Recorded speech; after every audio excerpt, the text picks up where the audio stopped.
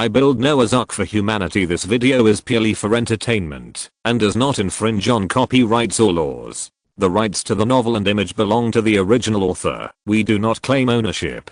Don't like waiting and want to listen to this fanfic in full now? Subscribe to our Patreon, where you'll find the best fanfics. Chapter 51 Great Harvest. Cycle 12 Colonial Report. Details of the clones. Calories produced. 4,000 cal consumption. 8,000 cal net value, minus 4,000 cal stress increase. 4% decrease. 0% net value. 4% disease status, no sick clones. Time details, working time. 54%. Walking time. 11% idle time. 1% base details, oxygen output. 19.5 kilograms. Consumption.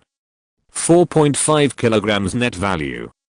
15 kilograms comprehensive evaluation. Survival points plus 20 as the ground structure of the colony becomes more complex. Jiang Sheng finds that a certain data in the colony report is slowly increasing. Walking time. Walking time refers to the time it takes for the clones to walk in the colony. When the colony was first built, the space for the clones to move around was only the base, or around the base, and there was almost no walking time. But now, with the increase in the construction and excavation tasks of the clones and other layers, the clones need to spend a lot of time walking.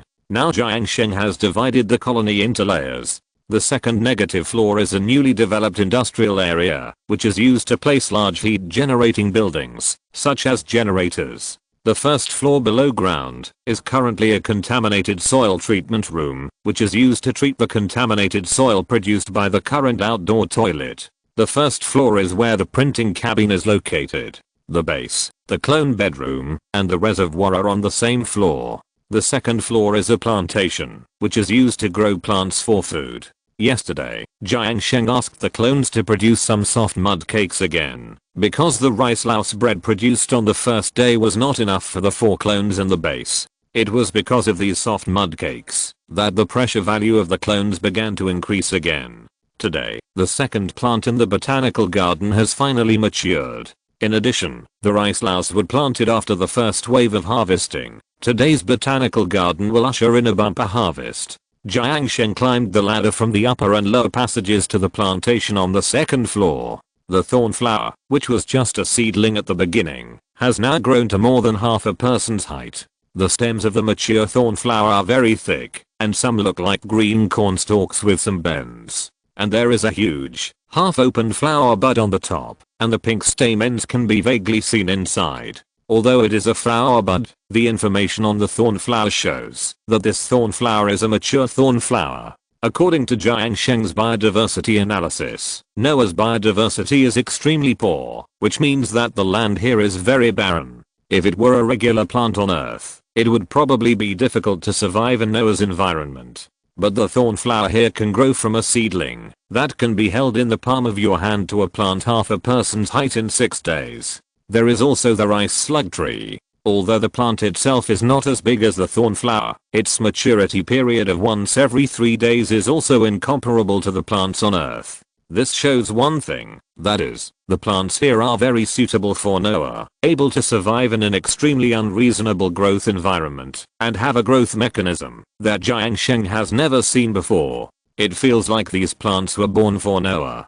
Jiang Sheng ordered the replica to harvest all the plants in the plantation, and Jiang Sheng immediately became a farmer. The rice slug tree, which matured again after the last round of planting, harvested a total of 16 rice slugs and 2 rice slug tree seeds. The thornflower harvested 13 thornberries and 1 thornflower seed. The burberry is a fruit harvested from the bud on the top of the burflower. It is about the size of a papaya, with a layer of burr on the surface and several purple leaves on the top of the rind. Although it looks ordinary and is not much better than the rice slug tree, it has great nutritional value. Burberry, a sweet and delicious fruit covered with prickly hooked hairs. Quality, poor effect. 1600 cal decay time. 4 cycles. It is best to peel it before eating. Jiang Sheng looked at the introduction and felt that it seemed a bit contradictory. Why does the introduction say that this is a sweet and delicious fruit, but the quality is bad? Does the clone have any misunderstanding about sweet and delicious? Or do you have any misunderstanding about bad? In addition to the ambiguity in quality, the effect of the Burberry is not bad, which can allow the clone to obtain 1600 cal of energy, which is equivalent to 2 rice slugs. It takes 6 cycles to plant 2 rice slugs, and it also takes 6 cycles to plant a Burberry. The energy output of the 2 plants is also the same. The decay time of the Burberry is also the same as that of the rice slug, both of which are 4 cycles. So, apart from the disgusting quality of the rice slugs produced by the rice slug tree and the terrible quality of the Burberries, there is no difference in other aspects between the 2 plants. But judging from the initial quality of the food, the Burberries should be a higher quality food than the rice slugs. That is, the food processed from the Burberries should also be higher than the rice slug bread.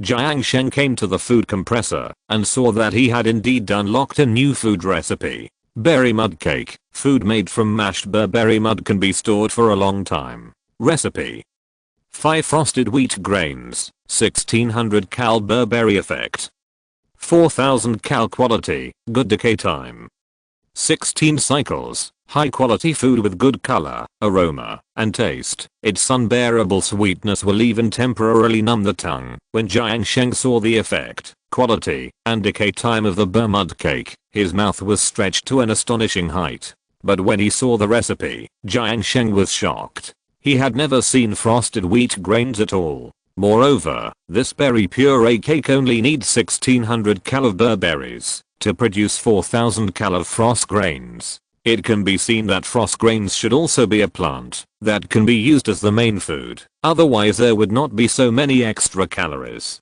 Although it is called berry puree cake, Burberries are the auxiliary ingredients. This made Jiang Sheng speechless. He thought he had unlocked a very good food, but it turned out to be just a blueprint in a dream. But the recipe of berry puree cake also made Jiang Sheng know the existence of frost grains. Since it is called frost grains, the growth environment should be related to ice, which also indirectly shows that there is a lot of ice in Noah.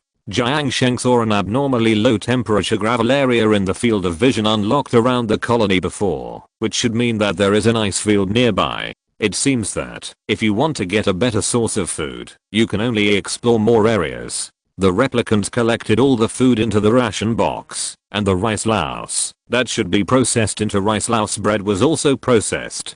Jiang Sheng finally obtained 36,800 cal of food, and the 3 extra seeds harvested in this round. Jiang Sheng asked the replicants to resow them in the plantation. With these 3 seeds and the previous 29 plants, 32 planting boxes are needed, and there are 32 planting boxes in the second floor plantation. This means that the next planting and sowing may require a second plantation. It seems that we still need to work harder. Chapter 52 Internal Combustion Engine Technology Unlocked. Cycle 13. Colony Report. Details of the clones. Calories produced.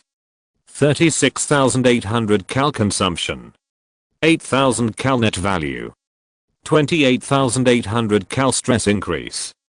0% decrease. 3% net value.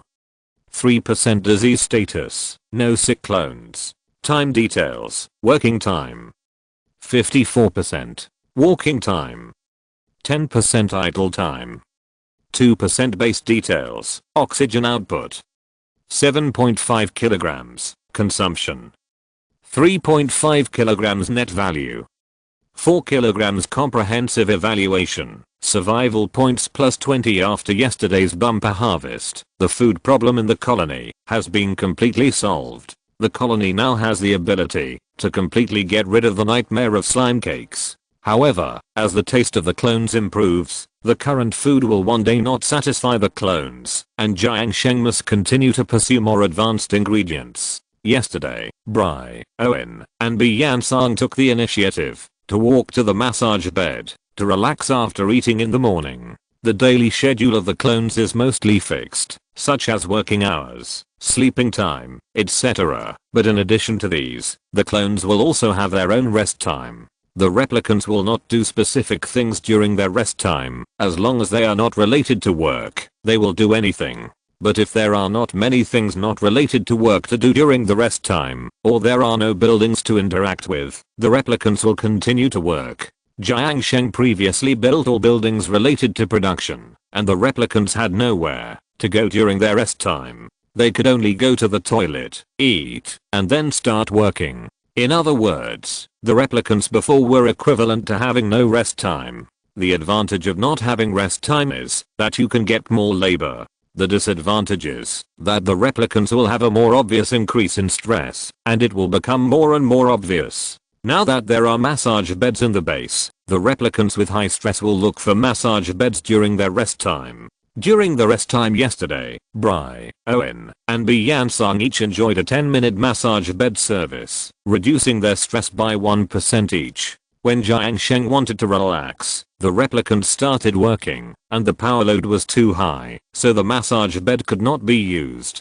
It seems that in the case of insufficient power production, Jiang Sheng can only enjoy the massage bed if the replicants do not work. Because as long as the clone works, it will trigger other power-consuming buildings to start working. The power of the massage bed itself is 240 watts, and with other power-consuming buildings, it can easily exceed 400 watts, reaching the maximum power load. But fortunately, the research in the research station can be completed today. After the evening class, Jiang Sheng returned to the rental house and entered Noah, and finally saw that the research station had completed the research. After nearly 4 days, the power technology part of the technology tree lit up 2 technologies at once and unlocked 5 buildings. First, there are 3 buildings in the power regulation technology. This is the first level technology of power technology. Jiang Sheng didn't want to study it, but if he wants to study the subsequent internal combustion engine technology, he must unlock this technology first.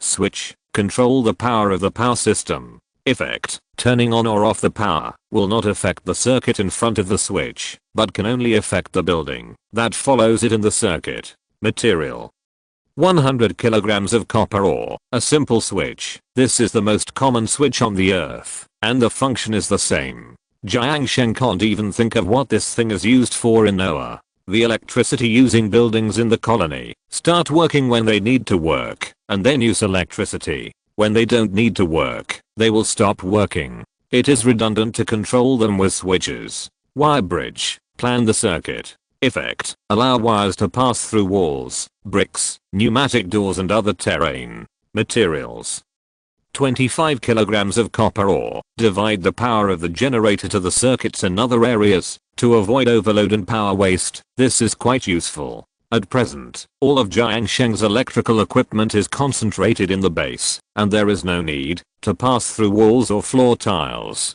If a new generator is built in the industrial area on the second floor below, a power bridge will be needed to guide the electricity to the living area on the upper floor. The last building of power mediation is what Jiang Sheng thinks should be the most useful of the 3 buildings.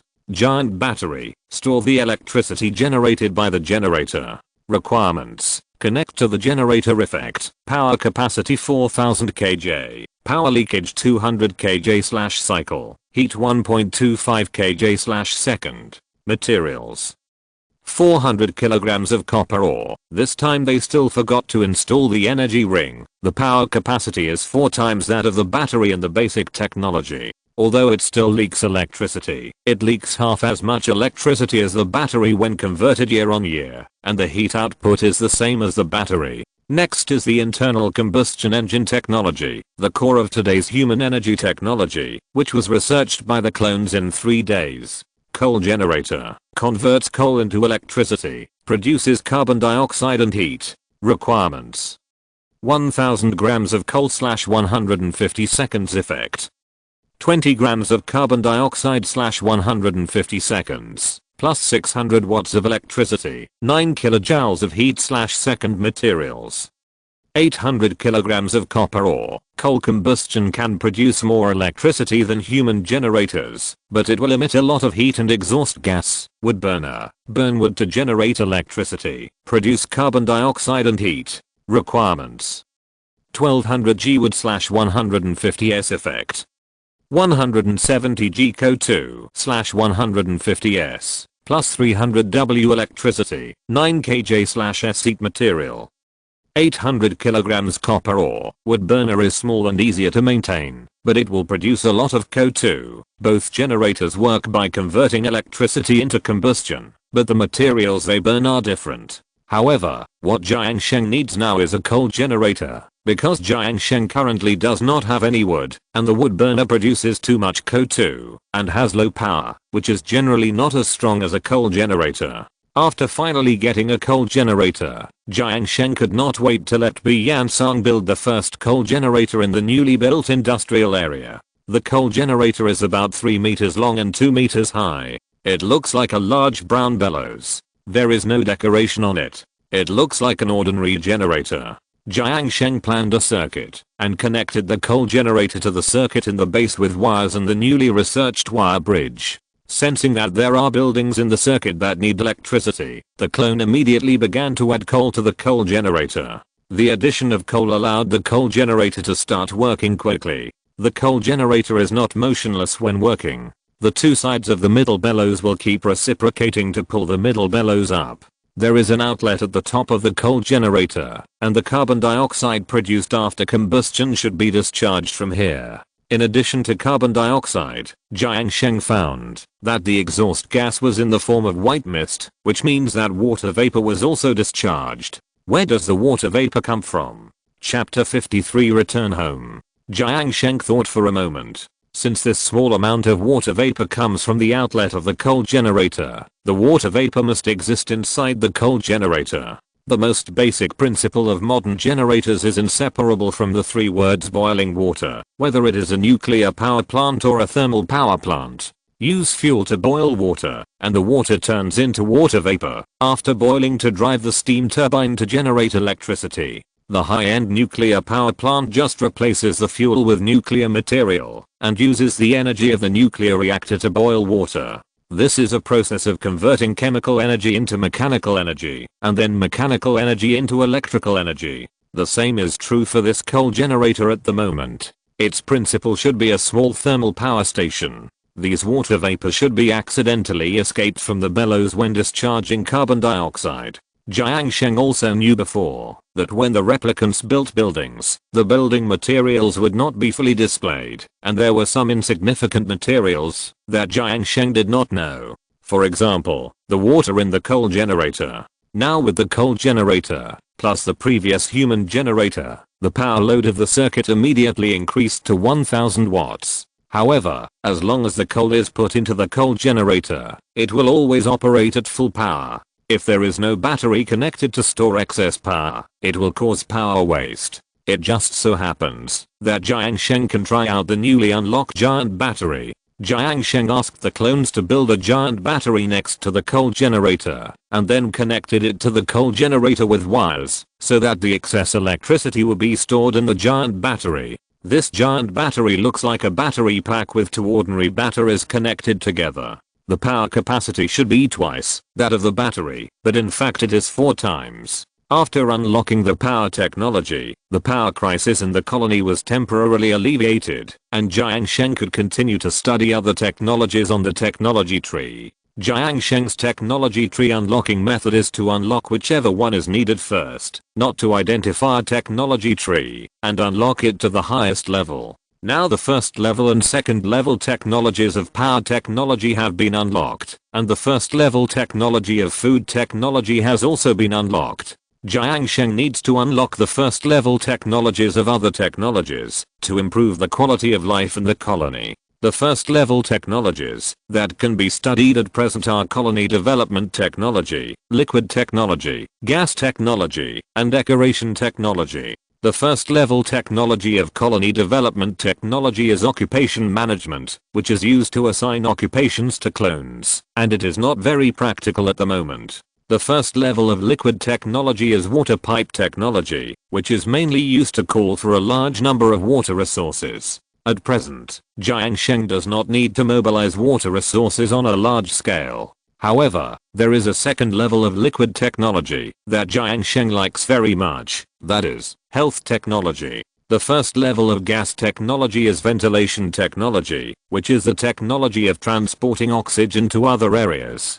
At present, the scale of the colony is still small, and Jiang Sheng does not need to transport oxygen to other areas. The things in decoration technology are relatively useless, except for an electric light that can provide lighting for Jiang Sheng himself. After comprehensive consideration, Jiang Sheng still chose liquid technology. Like power technology, Jiang Sheng chose to unlock health technology in one go, because the buildings in health technology are what Jiang Sheng is really interested in, and water pipe technology is just for health technology. After setting up the research task, Yeo Na, who had just retired from the front line, returned to the research station for research. The research station continued to work, and Jiang Sheng replanned an excavation task. This is an excavation task starting from the algae cave, and the goal is to dig out a route to the possible ice field.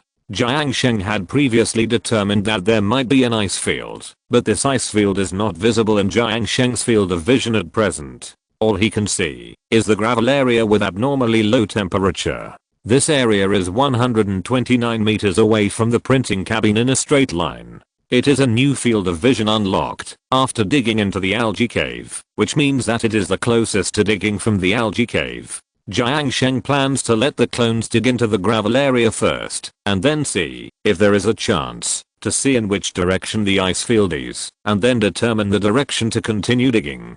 This is a huge excavation project, but it is very meaningful, because Jiang Sheng knows that the ice field not only represents water resources, but also can obtain more advanced ingredients. In addition, Jiang Sheng also needs to open up the third layer of the colony, that is, to build a botanical garden above the plantation. As the colony develops, Jiang Sheng finds that he has more and more things to do. Cycle 14 Colonial Report. Clone details. Calories produced. 0 cal consumption. 8,000 cal net value. 8,000 cal pressure increase. 0% reduction. 0% net value. 0% disease status. No sick clones. Time details. Working time. 44%. Walking time. 22% idle time. 0% base details. Oxygen output. 17.5 kilograms. Consumption. 3.5 kilograms net value. 14 kilograms comprehensive evaluation. Survival points plus 20. Today is another day full of hope. Jiang Sheng stretched his body when he got up in the morning. Today is Saturday, and it is another long-awaited day off. Jiang Sheng really wants to go out and relax. After contacting Noah, Jiang Sheng's entertainment projects are much less than before. But Jiang Sheng must go home today. Jiang Sheng's home is not far from the university town. If Jiang Sheng wants, he can go home every day. But Jiang Sheng has no family at home, and he doesn't know what to do when he goes back. No family means literally. Although it is called home, there are no relatives in it. Jiang Sheng's mother passed away very early, and Jiang Sheng's father has been busy with work, flying all over the country. He has little time to come back, and it is good to see him a few times a year. So Jiang Sheng's home has always been left to the servants. Before going to college, Jiang Sheng had been living at home. After college, he rarely went home. This time, Jiang Zhe asked him to go home, because there were guests at home, and Jiang Sheng needed to go back to greet them. Jiang Sheng arranged the task of the clone in advance. Although Jiang Sheng could enter Noah at home, he still tried to avoid entering Noah in other people's houses. Jiang Sheng's home is a 3-story single-family villa with an underground floor. In a place like Beijing, where every inch of land is worth a lot of money, such a villa is definitely worth a lot of money. Jiang Sheng has lived here since he could remember. At that time, Jiang Zhe was just an ordinary researcher at the Academy of Sciences. He could not afford this villa with his salary, so Jiang Sheng judged that this villa was bought by his mother, who was a pianist. After opening the door, Jiang Sheng first came to the living room. The spotless living room cleaned by the servants was empty. "Haven't you come yet?" Jiang Sheng turned around to go back to his room to put his school bag, but was suddenly hugged from behind. Chapter 54. Deadly Serial Questions. A fragrant breeze blew from behind him. Jiang Sheng felt the touch on his back was unusually soft, and he immediately guessed who was behind him. "Aunt." "Hey." The person behind him loosened his hands and said with a smile, "You live in such a big villa, aren't you afraid that I'm a gangster or something?" Jiang Sheng turned around and saw a beautiful woman in home clothes behind him. This is Jiang Sheng's aunt, named Bly and Owen, the younger sister of Jiang Sheng's mother. Although she is a generation older than Jiang Sheng, she looks very young. When he was a child, Jiang Sheng always thought that Bly and Owen was just his sister and only knew that she was his aunt when he grew up. This aunt is currently a drama actor in a drama troupe in Beijing. Naturally, her appearance is impeccable, and it is even more difficult to look away when she wears loose home clothes. This guest Jiang Zhe is talking about is this person. After Jiang Sheng's mother passed away, Bly and Owen would occasionally come to Jiang Sheng's house as a guest. Although she was called a guest, she was not visiting anyone specifically, but just came out to change her mood and live in her sister's big villa. Although her sister has passed away, Bly and Owen did not treat herself as an outsider, and Jiang Zhe also specifically told her to treat this place as her home if she had any needs. After all, Jiang Sheng's big villa is rare in Beijing, and it is also equipped with servants. Being able to live here and rest comfortably for a few days is the highest enjoyment in the world. Needless to say, she came back to enjoy these few days. This is not okay. A rich young man like you must be aware of prevention. What if I'm a vicious criminal? Bly and Owen acted like an adult and taught Jiang Sheng a lesson, although Jiang Sheng himself did not care. Vicious Jiang Sheng glanced at the bulge of Bly and Owen's home clothes. To some extent, she was indeed vicious. By the way, have you found a partner? Jiang Sheng, who was always taught a lesson by Bly and Owen, also started to fight back at the right time. Bly and Owen didn't know how to respond to the question, because she had been asked this question frequently in the past 1 or 2 years. But Bly and Owen reacted immediately and retorted with a sullen look on her face, "Hey, when will I be lectured by you?" From Bly and Owen's reaction, Jiang Sheng knew that this guy hadn't found a partner yet. Jiang Sheng didn't know Bly and Owen's exact age, and it was impossible for him to ask, but she looked very young, which might just be an appearance. Bloodline is a scary thing. In the family photo of Jiang Sheng's family of 3, there was no sign of aging on his mother after she gave birth to Jiang Sheng. But since she is his aunt, she should be no younger than 30 years old. In this way, Bly and Owen is already one of the leftover women. By the way, do you have a girlfriend in college? You don't seem to be interested in anything, so you probably haven't taken the initiative to find a girlfriend. That won't work. When you see a pretty girl, you must take the initiative. You are so good, so you will definitely get something if you take the initiative. College is like a zoo, and society is a jungle. If you can't catch prey in the zoo, how can you expect to catch prey in the jungle? From childhood to adulthood, whenever Bly and Owen came to Jiang Sheng's house, she would lecture Jiang Sheng like she was educating her younger brother, and Jiang Sheng's ears were almost calloused. But now Jiang Sheng is in college, and he is no longer as submissive as a child, so he naturally wants to refute. "Sorry, I already have a girlfriend," Jiang Sheng said calmly. After hearing Jiang Sheng's words, Bly and Owen was so shocked that she couldn't even speak smoothly. "Do you have a girlfriend? Brother-in-law, does your father know? Is she pretty? Do you have any photos? When will you bring her out so I can meet her?" He thought that Bly and Owen would shut up, but in the end, he only asked a barrage of questions. The key point is that this is just a lie that he thought of on the spur of the moment to refute her. How could Jiang Sheng really have a girlfriend? But Bly and Owen kept pestering Jiang Sheng and asked him to show her photos. "You don't have any photos between a boyfriend and girlfriend, not even a photo together? I don't believe it. I'm just too lazy to take a photo.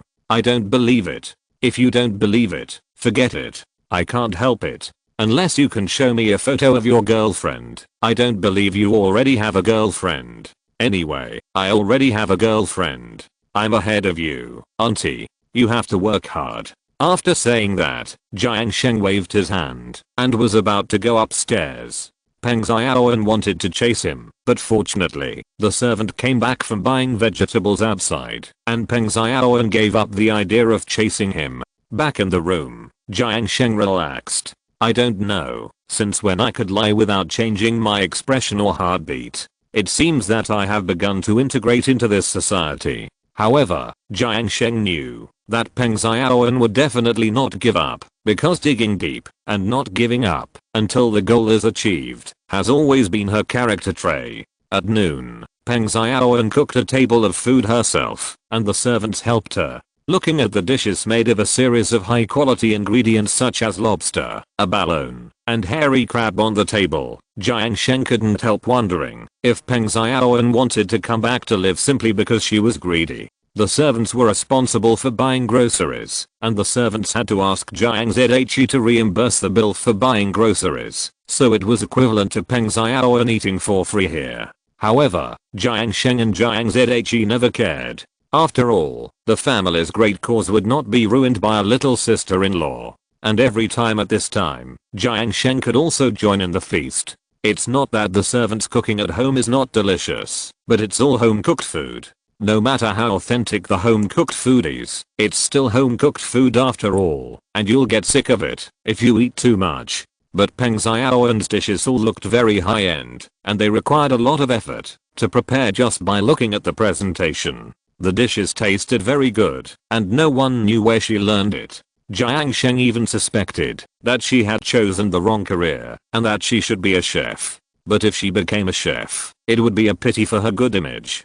Before eating, they would take pictures as usual. Peng Xiaoyan would upload the pictures to her friend's circle, and then they could start eating. There was a full table of dishes, and Peng Xiaoyan, Jiang Sheng, and the servants ate together. The servants in Jiang Sheng's family were called Yuma, and their status was different from that of ordinary nannies. They had been serving in this family since Jiang Sheng could not remember. When Jiang Zhe was a child, he went out to work, and it was Yuma's job to take care of Jiang Sheng at home. Even when parents' signatures were needed, it was Yuma who signed. Over the years, Yuma has become an indispensable part of this family. In addition to work, she also has a part of family affection with this family. By the way, Jiang Sheng, how are you doing in college? Peng Xiaoyan's sudden question scared Jiang Sheng, and he couldn't even hold the chopsticks steady. Why did you ask this again at this time? Not bad, not bad.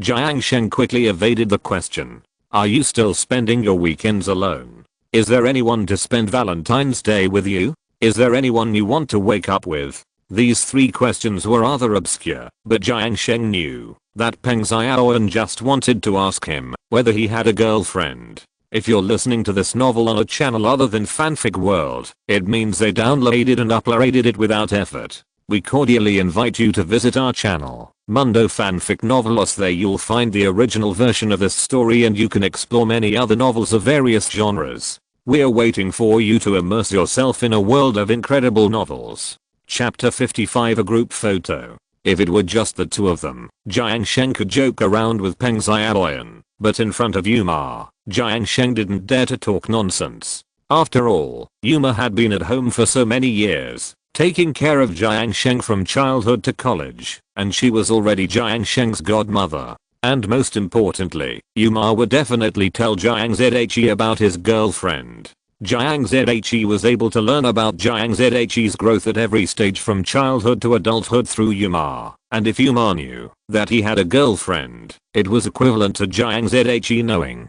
Jiang Sheng didn't know what Jiang Zhe would think of his girlfriend, but the key was that the fact that he didn't have a girlfriend at all would definitely be exposed. So now Peng Xiaoyan was threatening him. If he didn't show her the photo of his girlfriend, she would tell Jiang Zhe. Okay, I know. Jiang Sheng quickly took a big bite of the food and evaded the question, meaning that he could show her the photo, but he couldn't tell Yuma and Jiang Zhe. Seeing that Jiang Sheng had compromised, Peng Xiaoyan smiled smugly. Only Yuma next to him looked confused and didn't understand what the conversation between the two meant. Jiang Sheng quickened his eating speed and put down his bowl and chopsticks immediately when the other two were only halfway through their meal. Are you full so soon? Yuma asked with concern. Well, not too hungry. Jiang Sheng replied hastily and then went upstairs to his room. Where did the photo of his girlfriend come from? Jiang Sheng wanted to find a random photo on the internet and then make an excuse. But Peng Xiaoan was also proficient in the internet, and she could naturally tell whether the photo was found on the internet. Moreover, Peng Xiaoan was sure that there was a photo of two people together, and she would definitely not believe a photo of just his girlfriend. By the way, who stipulates that boyfriends and girlfriends must take photos of two people together? In such a short time, Jiang Sheng certainly can't Photoshop a photo. Jiang Sheng glanced at the whole room and suddenly thought of a way. This is the only way to get a photo of himself and a girl. Jiang Sheng walked out of the room first, came to the corner of the stairs on the second floor, and listened to the movement downstairs. Peng Xiaoan and Yuma were cleaning up the dishes downstairs, and no one should come up to the second floor in a short time. After making sure that no one would disturb him, Jiang Sheng took his phone and went into Noah's. The clones and Noah were still working diligently. Jiang Sheng didn't care about anything else and came to the side of the research station first. Yeona's research method was the same as Yansong's. Both of them used plasticine to make figurines, but Yeona's fingers were more slender, and it felt like the figurines made by Yansong might be more delicate. Jiang Sheng held his phone close to Yeona, but Yeona didn't react at all and continued to concentrate on her figurines. He raised his phone and adjusted the camera to selfie mode. Jiang Sheng carefully approached Yeona and took a selfie distance that only very close people would have. But Yeona didn't look up at the camera at all, and the phone could only take a picture of Yeona's forehead. Can you look up and take a look at the camera? The clone Yeona certainly couldn't pay attention to Jiang Sheng's words and continued to bury her head in her research. Cheese. Shinky. Yeona would never pay attention to Jiang Sheng's words. How can I attract Yeona's attention and let Yeona look at the camera of the phone? Jiang Sheng recalled the situation in the base where the clones were attracted by the sound of the vacuum cleaner. It seems that human voices are difficult to attract clones, but the sound of machines working can attract clones more. In Noah, Jiang Sheng's mobile phone could not connect to the internet, so Jiang Sheng could only look for ringtones similar to those of machines working. After searching for more than a dozen, he finally found a ringtone that sounded somewhat similar. Jiang Sheng turned the ringtone to the maximum volume, then raised his mobile phone again and approached Yeona. After turning on the ringtone, Yeona was indeed attracted by the sound of the machine working. She stopped her work and looked up at the mobile phone that made this sound. Taking advantage of this moment, Jiang Sheng immediately took a photo. Then, Yeona lowered her head and started working again. It is difficult for clones to be distracted when they are working. Jiang Sheng used the sound of the vacuum cleaner to attract 3 clones before, because the 3 clones had no tasks at the time and were not in the task state. When the clones are working, even the sound of the machine can only distract them for a moment. Jiang Sheng did not dare to stay in Noah any longer, so he quickly returned to his room and checked the photo. The 2 people in the photo don't look too happy. Jiang Sheng barely shows a smile, while Yeona's expression is completely indifferent. It's as if Yeona was forced to take the photo. However, the close distance between the 2 people is obviously not a selfie between ordinary friends. Only a selfie between lovers can be so close. Yeona's shoulder is pressed against Jiang Sheng's chest, but the only problem is the background. The background of this photo is very weird. The light is not bright or dark, and there are many noise points behind the photo, but it can be seen that it was taken in front of a khaki background with a bad yellow line environment. And there is also a goof shot here. There is a person wearing a khaki sweater walking behind the photo. If it is a normal photo, it's okay to have a passerby behind, but it's really uncomfortable to have such a passerby in this photo. Jiang Sheng knew that the person behind was Bly, who happened to pass by the frame because of work. Fortunately, the light was too bad, and the production gun and 4 fingers in Bly's hand could not be seen, so he could be explained as a passerby. At this time, there was a knock on the door, and Peng Xiaoan's voice came from outside the door. "I'm here to see the photos." Jiang Sheng could only open the door helplessly and invite Peng Xiaoan into the room. Looking around, Peng Xiaoan smiled and said, "Your room is still so boring." Jiang Sheng's room is very simple, a room without any theme. Boys who like playing computers will have more exaggerated computers. Boys who like the second dimension will at least put a few figures in the room. And boys who like to eat will put some snacks in the room. But Jiang Sheng's room has nothing. It's just the most ordinary room. Jiang Sheng can afford it. By the way, where are the photos? Let me see. Peng Xiaoan reached out to see the photos, and Jiang Sheng handed her his mobile phone. Jiang Sheng has set the photo as wallpaper, so he is not afraid that Peng Xiaoan will suddenly check the shooting information of the photo and find that it is the photo taken just now. And setting it as wallpaper makes it more like a boyfriend and girlfriend. Peng Xiaoan looked at the photo and exclaimed, "Wow, your girlfriend is so beautiful." Although the photo was taken in a dark environment, it made Yeona's face have a layer of hazy beauty. This is a photo taking technique that works better than Photoshop. Photoshop photos will look very unnatural, but hazy photos will not. But your girlfriend doesn't seem to be very good at dressing herself up. The initial clothes of the clones are the most rustic sweaters, which cannot be changed. But where did you take this photo? Why is it so weird? And the passerby behind, it feels. Jiang Sheng heard something wrong and quickly took over and replied, "Haunted house. We took it in the haunted house." Chapter 56 playing. Taking photos in a haunted house. No wonder your girlfriend looks so unhappy. Peng Xiaoan accepted Jiang Sheng's explanation, but she was still asking questions. What's the theme of your haunted house? And the guy behind him doesn't look like a local. What's he holding in his hand? It's an underground cave exploration theme haunted house, similar to the movie The Dark Invasion. What about the guy behind him? That might be a staff member dressed as a ghost. This haunted house seems very interesting. Where is this? I want to go and have fun someday. This is a haunted house that toured the country, but it's gone now. Peng Xiaoan shook her head in disappointment. Nowadays, haunted houses are all the same. They are all haunted houses with different themes. It feels boring after playing too much. A haunted house with an underground cave theme like this sounds quite fresh. Jiang Sheng next to him was completely impressed by his ability to make up lies. He didn't even need to write a draft when he told lies. After returning the phone to Jiang Sheng, Peng Xiaoan left the room. Jiang Sheng took his phone, looked at the photo, thought about it, and silently clicked the delete button of the photo. In the afternoon, Jiang Sheng was really bored.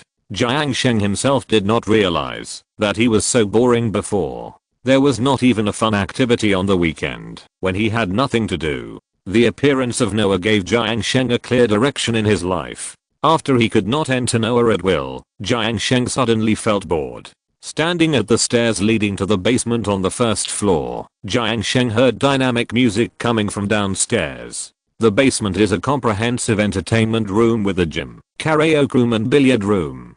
Jiang Sheng estimated that Peng Xiaoan was doing fitness in it. As an actor, even when he is resting, he must always pay attention to maintaining his elegant figure. Jiang Sheng has no hobby of fitness. Among the boys who like fitness during college, perhaps only 1 in 10 is for health, and other boys will enter the gym with various purposes. When they find that various purposes cannot be achieved, they will gradually reduce the number of times they go to the gym, and finally never go again. The gym membership card they paid for eventually becomes cheaper for the gym. Jiang Sheng doesn't have those various goals, and he won't do things that make him sweat for his health, so he never works out.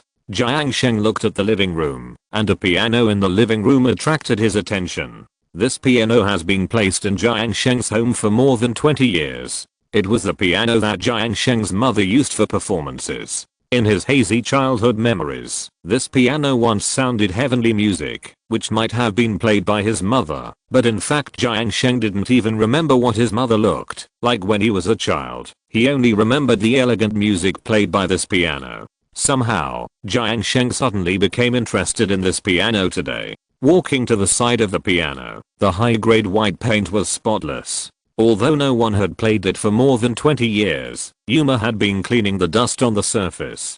Touching the piano, Jiang Sheng easily recalled the blurred face in his memory. Although it was blurry, she must be a beauty. The photo on the piano also confirmed that Jiang Sheng's mother was indeed a great beauty. In the photo, Jiang Sheng's mother sat in front of the piano, and her dignified beauty made her look so unattainable. But Jiang Zhe still managed to catch her. Although Jiang Zhe never told Jiang Sheng their story, Jiang Sheng could probably guess a little. Although Jiang Zhe is now the chairman of the first commercial rocket company in China, the company was actually only established 3 years ago. More than 20 years ago, Jiang Zhe was just an unknown researcher who focused on launch vehicle technology. Although he was a talented person who graduated from college and entered the Academy of Sciences, this status was still not enough for his mother at the time.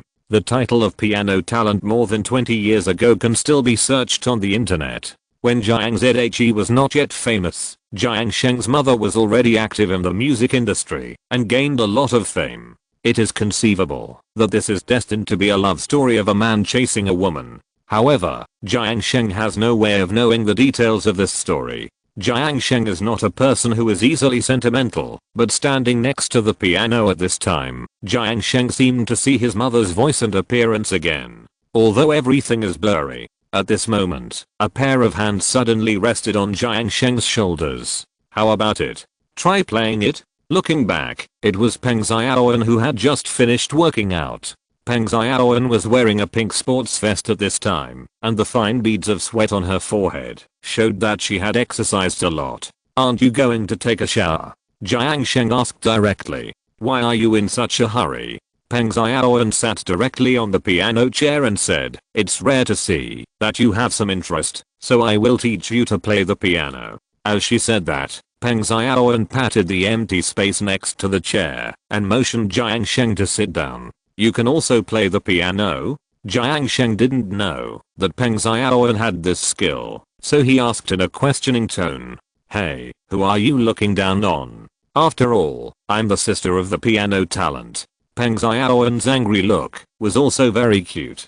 Jiang Sheng didn't know how such a girl could have trouble getting married. If it were normal, Jiang Sheng might still not be interested, but today he sat in front of the piano for some unknown reason. "That's right. You're my sister's child after all. It would be embarrassing if you don't know any song. I'll teach you the simplest one, to Alice." After that, Peng Xiaoan began to play.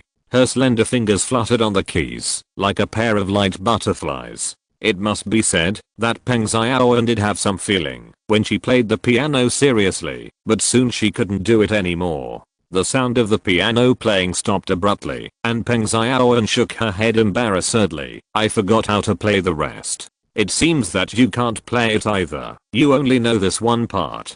Jiang Sheng couldn't help complaining. "My sister only taught me this one song, and it's been too long since then, so I've forgotten it." Peng Xiaoan retorted, "But so what? Just being able to learn this short part is enough to make your girlfriend happy." Peng Xiaoan's words reminded Jiang Sheng of a joke.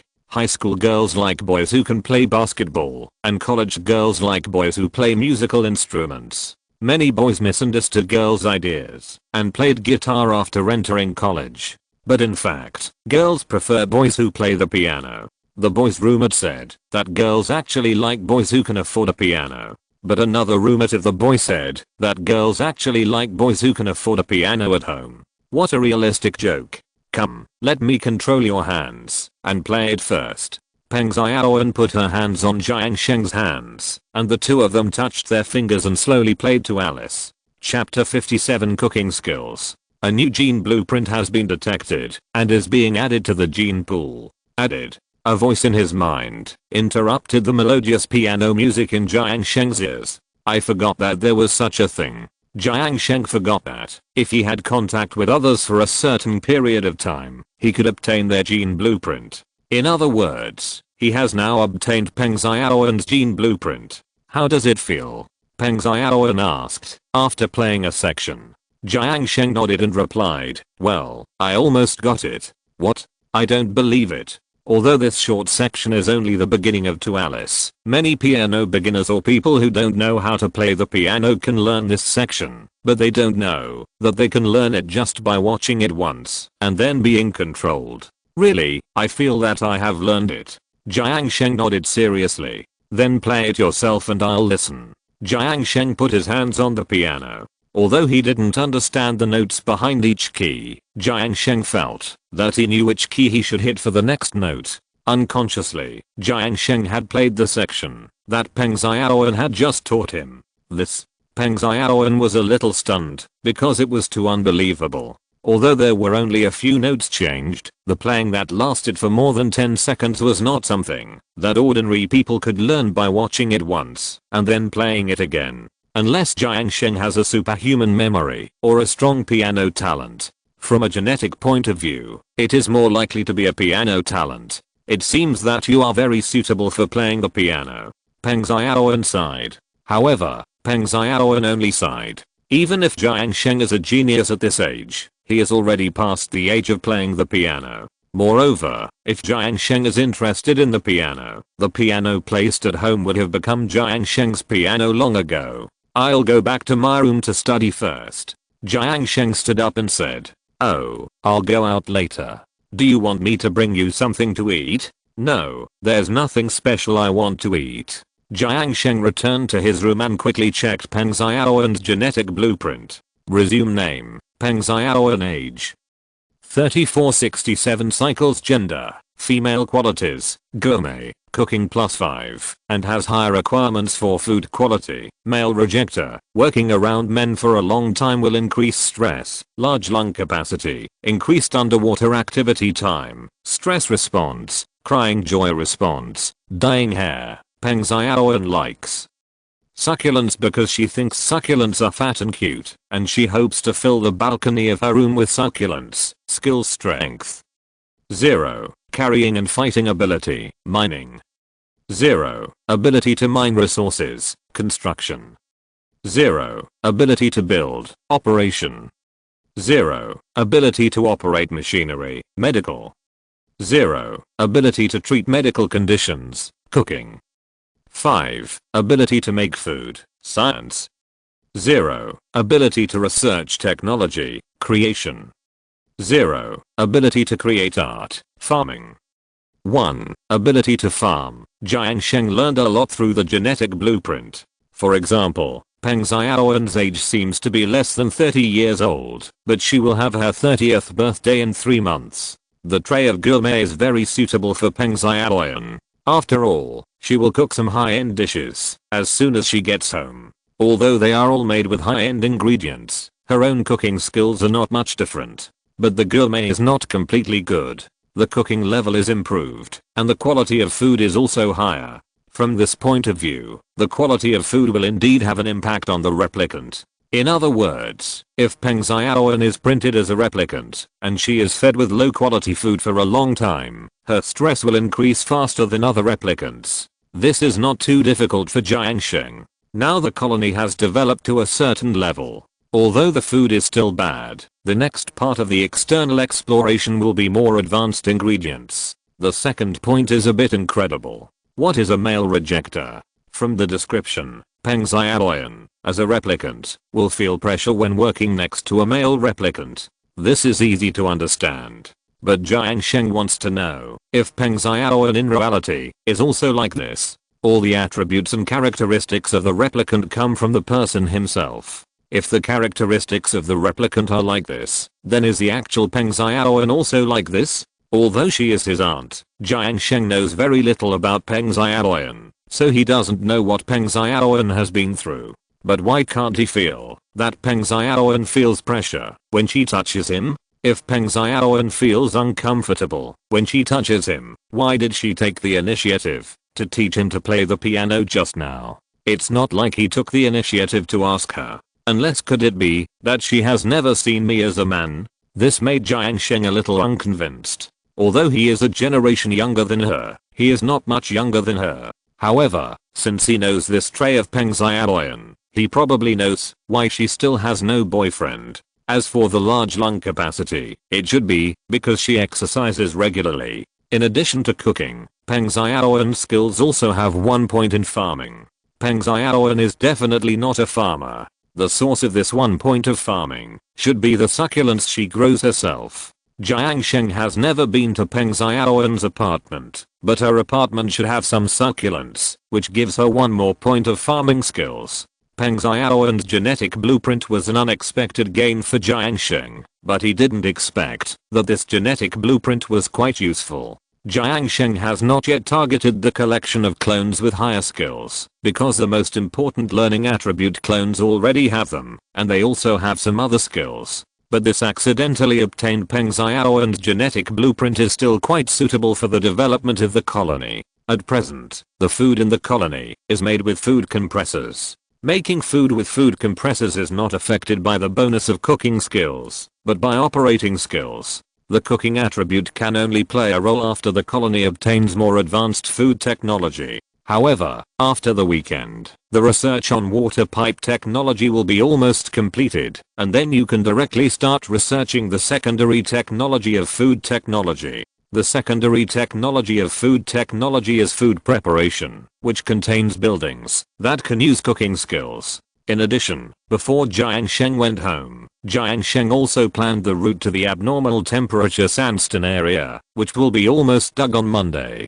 That is, after returning on Monday, Jiang Sheng needs to start planning and researching the secondary technology of food technology, and at the same time, explore the route to the icefield area. After these are completed, Peng Xiaowen's cooking skills will be needed. Jiang Sheng lay on the bed, staring at the ceiling board. It looks like I'll just have to wait until the weekend is over. Chapter 58 Plumbing Technology. Cycle 16 Colonial Report. Details of the clones. Calories produced. 0 cal consumption. 8,000 cal net value, minus 8,000 cal stress increase. 6% decrease. 0% net value. 6% disease status, no sick clones. Time details, working time. 42%. Walking time. 20% idle time. 4% base details, oxygen output. 11.5 kilograms, consumption.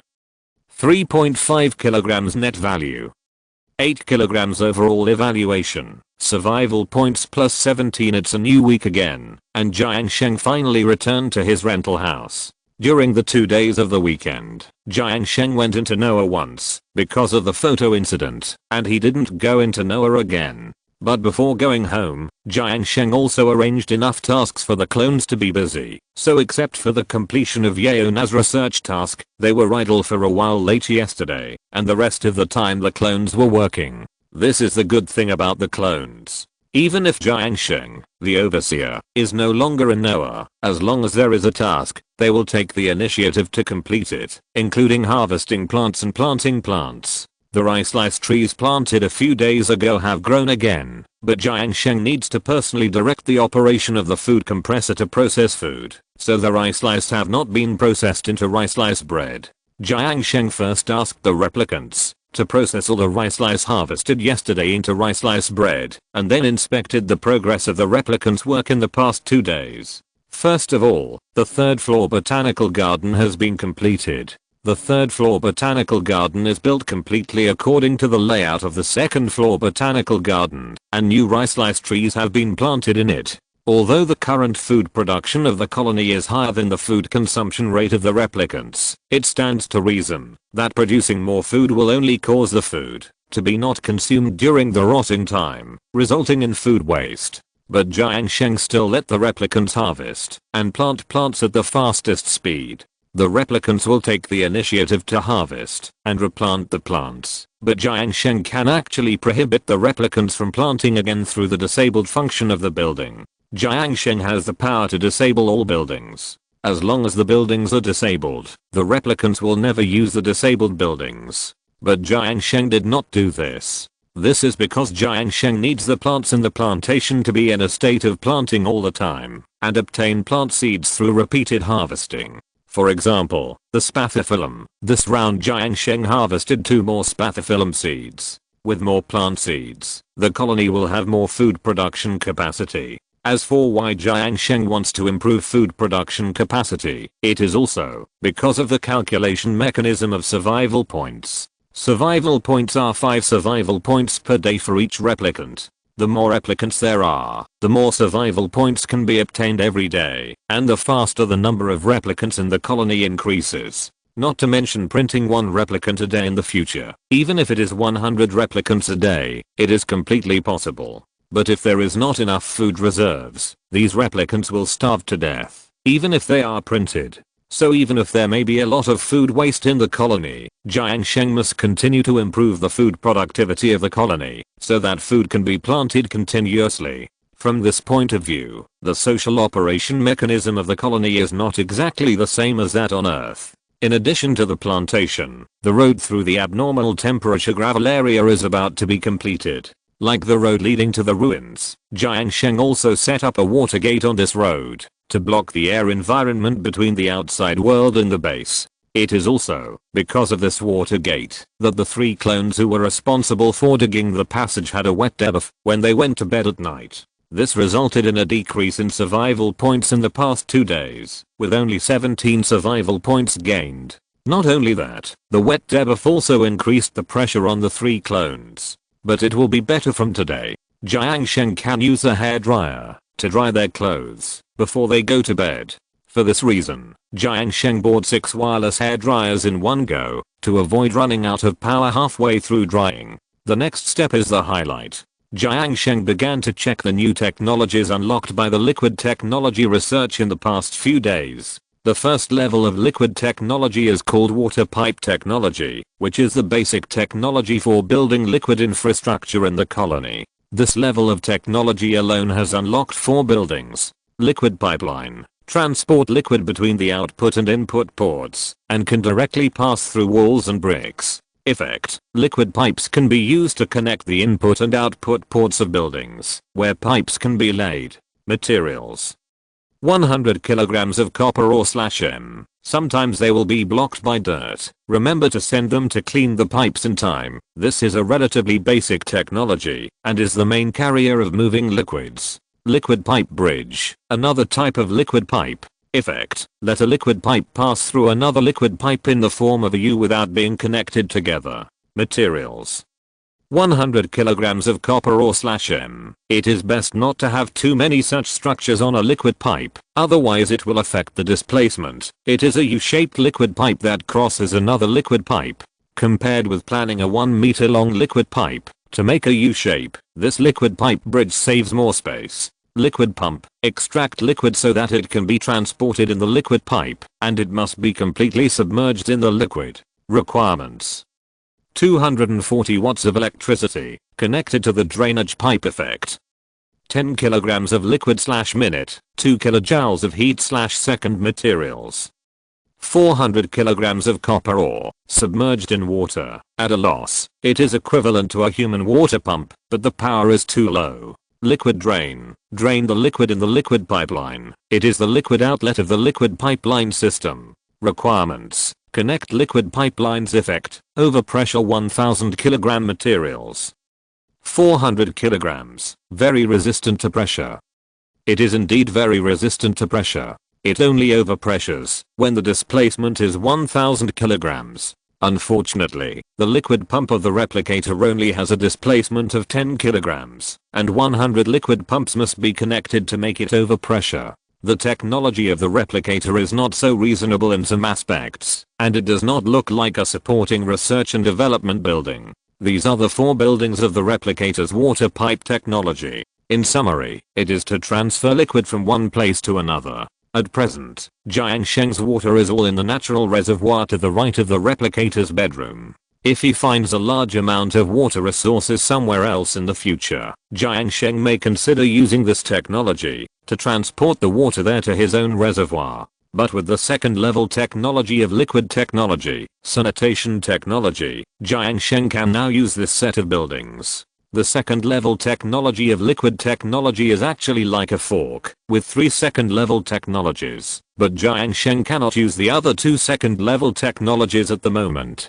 Hygiene technology, make daily self-cleaning less troublesome. The simple introduction solves the biggest need of human beings, since they entered the era of intelligent life. Chapter 59 Bathroom Planning.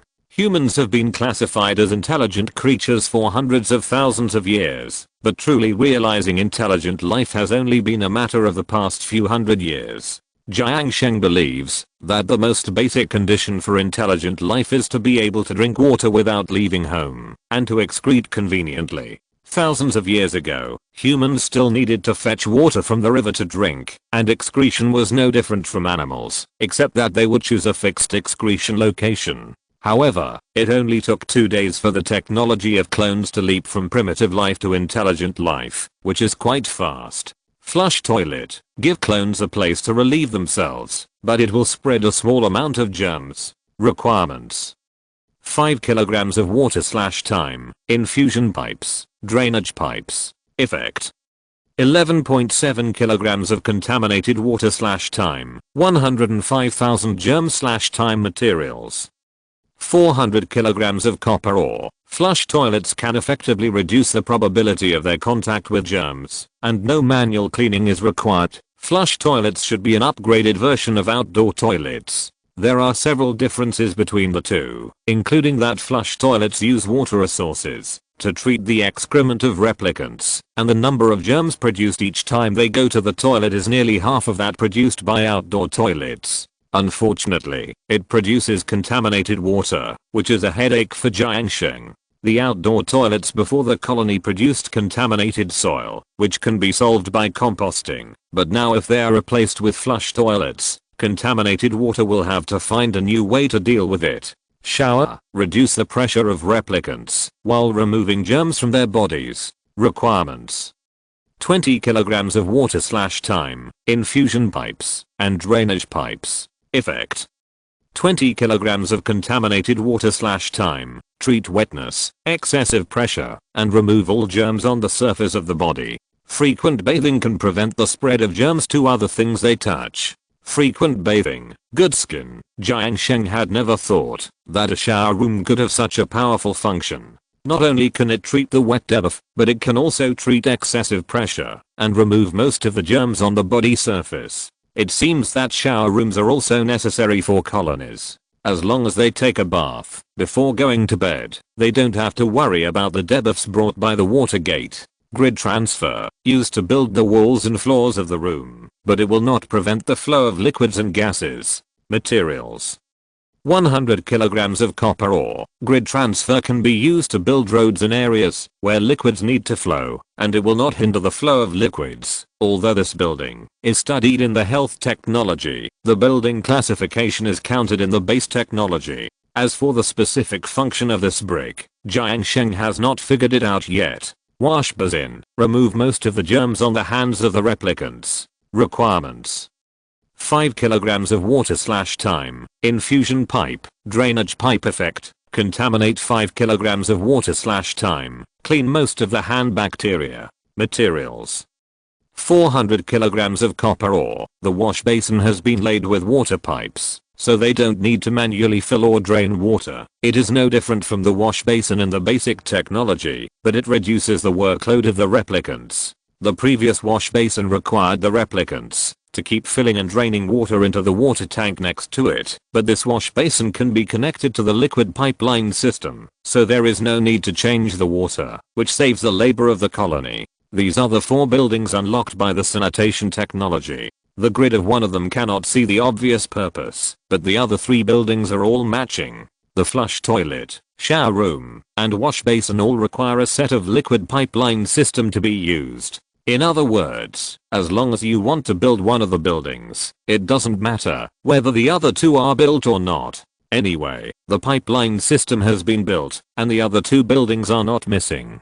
It just happens that 3 buildings can make up a complete functional bathroom. But the problem facing Jiang Sheng now is how to deal with contaminated water. The treatment of contaminated soil relies on compost piles, and the treatment of contaminated water naturally has the reviewer technology that can deal with it. Also in liquid technology, Jiang Sheng saw that there was purification technology in the 3rd level technology. This technology should be able to purify polluted water. But starting from the 3rd level technology, in addition to ordinary technology research points, advanced technology research points are also required. This kind of technology research point can only be obtained through a more advanced scientific research type building. And this more advanced scientific research type building also needs to be built after research. In this way, the cost of obtaining this purification technology is very huge and cannot be achieved in a short time. In addition, the method Jiang Sheng can think of is to build a huge sewage pool. The sewage pool is a pool for storing polluted water. If the polluted water cannot be treated in the first time, the polluted water can only be stored first. This sewage pool does not need to be built too large. Although it is impossible to research water purification technology at the moment, it will take about a month. So the size of the sewage pool is enough, as long as it can cope with the amount of sewage in this month. First of all, the flush toilet and the wash basin are used together. You must wash your hands after going to the toilet every time, so the wash basin and flush toilet are used the same number of times. Assuming that the replicants use the toilet 3 times a day, the amount of sewage generated by each replicant using these 2 buildings every day is 11.7 plus 5 x 3 equals 50.1 kilograms. In addition, the replicants produce 20 kilograms of polluted water every day when they take a shower, so each replicant produces 70.1 kilograms of polluted water every day. There are currently 4 replicants in the colony, but after the cooking technology is developed, Jiang Sheng will need to print the 5th replicant. Not only that, as long as the number of survival points is sufficient, Jiang Sheng will print more replicants in this month. Calculated based on the amount of 7 replicants, the amount of sewage generated by the 7 replicants in a month is 70.1 x 7 x 30 equals 14,721 kilograms. 1 ton of polluted water occupies 1 cubic meter of space, so 14,721 kilograms of polluted water requires at least 15 cubic meters of sewage pool to store. Jiang Sheng needs to dig at least a sewage pool of 15 cubic meters to be sufficient. In fact, this space is not too big, but in order to ensure the convenience of pipeline construction and good pipeline efficiency, Jiang Sheng could not build this sewage pool too far away. Jiang Sheng looked at the construction of the colony and began to think. Since this set of sanitary buildings is provided for the use of replicants, it is natural to be closer to the living area of the replicants. In this way, when the replicants need to go to the toilet or take a shower, they will reduce the walking time, and reducing the walking time will, in turn, improve the work efficiency of the replicants.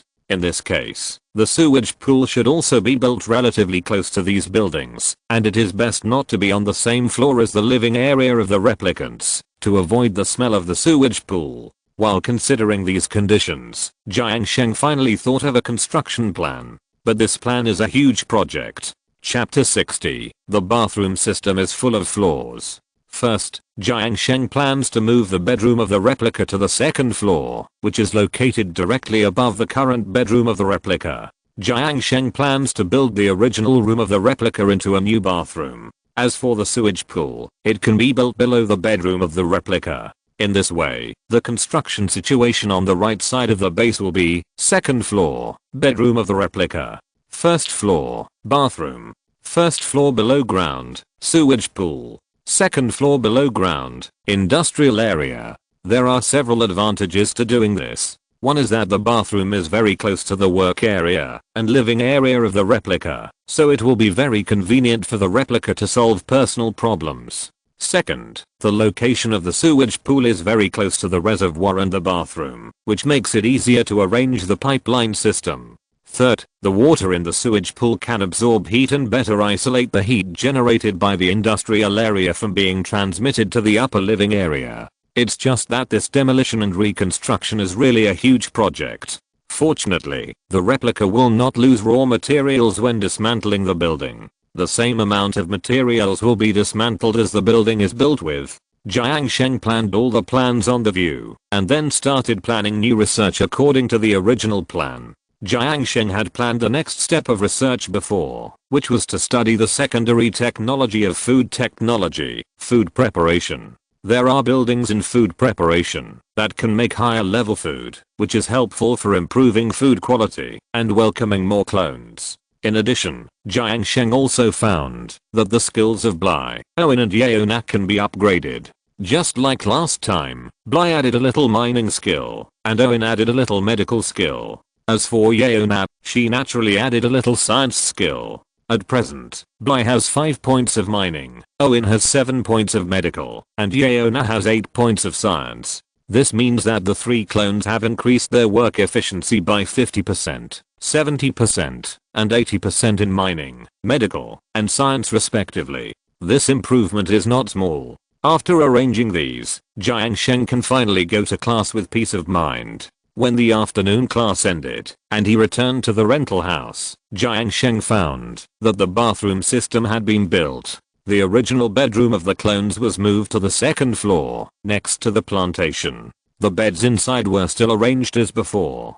As long as the clones claim their own beds, it will be fine. Jiang Sheng is more interested in the bathroom. The bathroom is not a one-way room, but a two-way room. Its left side leads to the base, and its right side leads to the reservoir cave. Pneumatic doors are installed on both sides to ensure the closure of the entire bathroom. On the right side of the bathroom, there are 2 flush toilets. The flush toilet is a cylindrical building. At the top of the cylinder, there is a huge funnel-shaped water tank filled with water. The entire cylindrical building looks like an orange space capsule. There is a huge metal hatch outside. There is a long strip of inferior glass above the hatch to see the situation inside. After opening the metal hatch, Jiang Sheng was extremely surprised by the structure inside the cylindrical building. It turned out to be an extremely advanced toilet. In addition to the toilet, there are also some decorative sculptures. For example, next to the toilet, there is something similar to a roll of paper.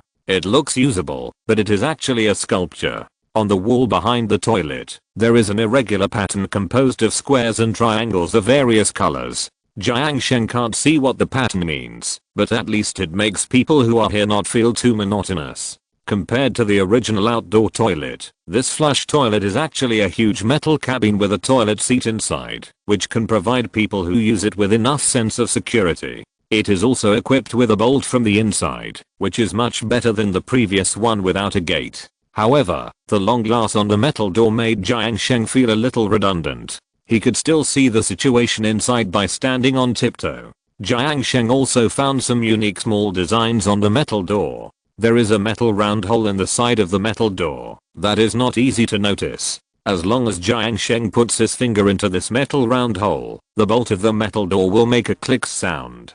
Jiang Sheng carefully checked it out and found that this metal round hole can directly open the metal bolt pulled from the inside from the outside. Is this design an administrator's passage? The location of this metal round hole is obviously not for the use of the replicant, because this round hole is designed to be very hidden, and the replicant will hardly make any extra movements to the building. Then Jiang Sheng can only understand that it is for his own use. Is it because they are afraid that the replicant will experience something unexpected inside, so they leave a hidden passage for the administrator?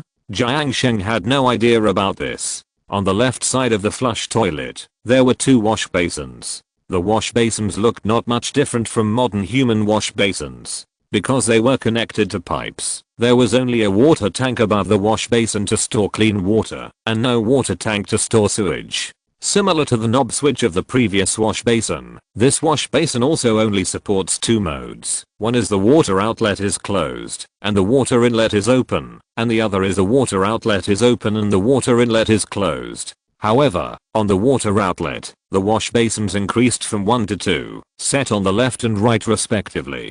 Jiang Sheng tried it. If he put his hands in the middle and started washing his hands, the 2 water outlets on the left and right could pour water on his hands from the left and right sides respectively, so that his hands could be washed more thoroughly. On the left side of the wash basin, there were 3 shower rooms.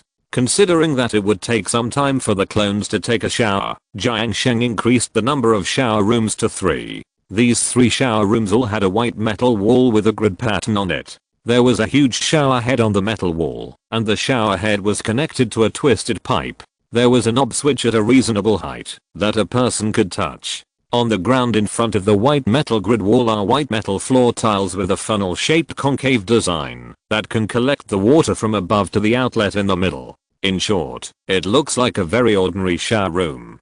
But after looking at it for a while, Jiang Sheng discovered a huge problem. This shower room has no door. Not only does this shower room have no door, but except for a wall with a shower head, the left and right sides are only low walls that can cover the chest. In other words, this shower room is almost completely exposed. Jiang Sheng didn't know why, but some pictures flashed through his mind at this time, some pictures that were not suitable for children. Jiang Sheng hurriedly checked again to make sure that this shower room did not have a pop-up device like a pneumatic door. Now Jiang Sheng is sure that this shower room is completely exposed. Now, Jiang Sheng is looking forward to the arrival of night more and more.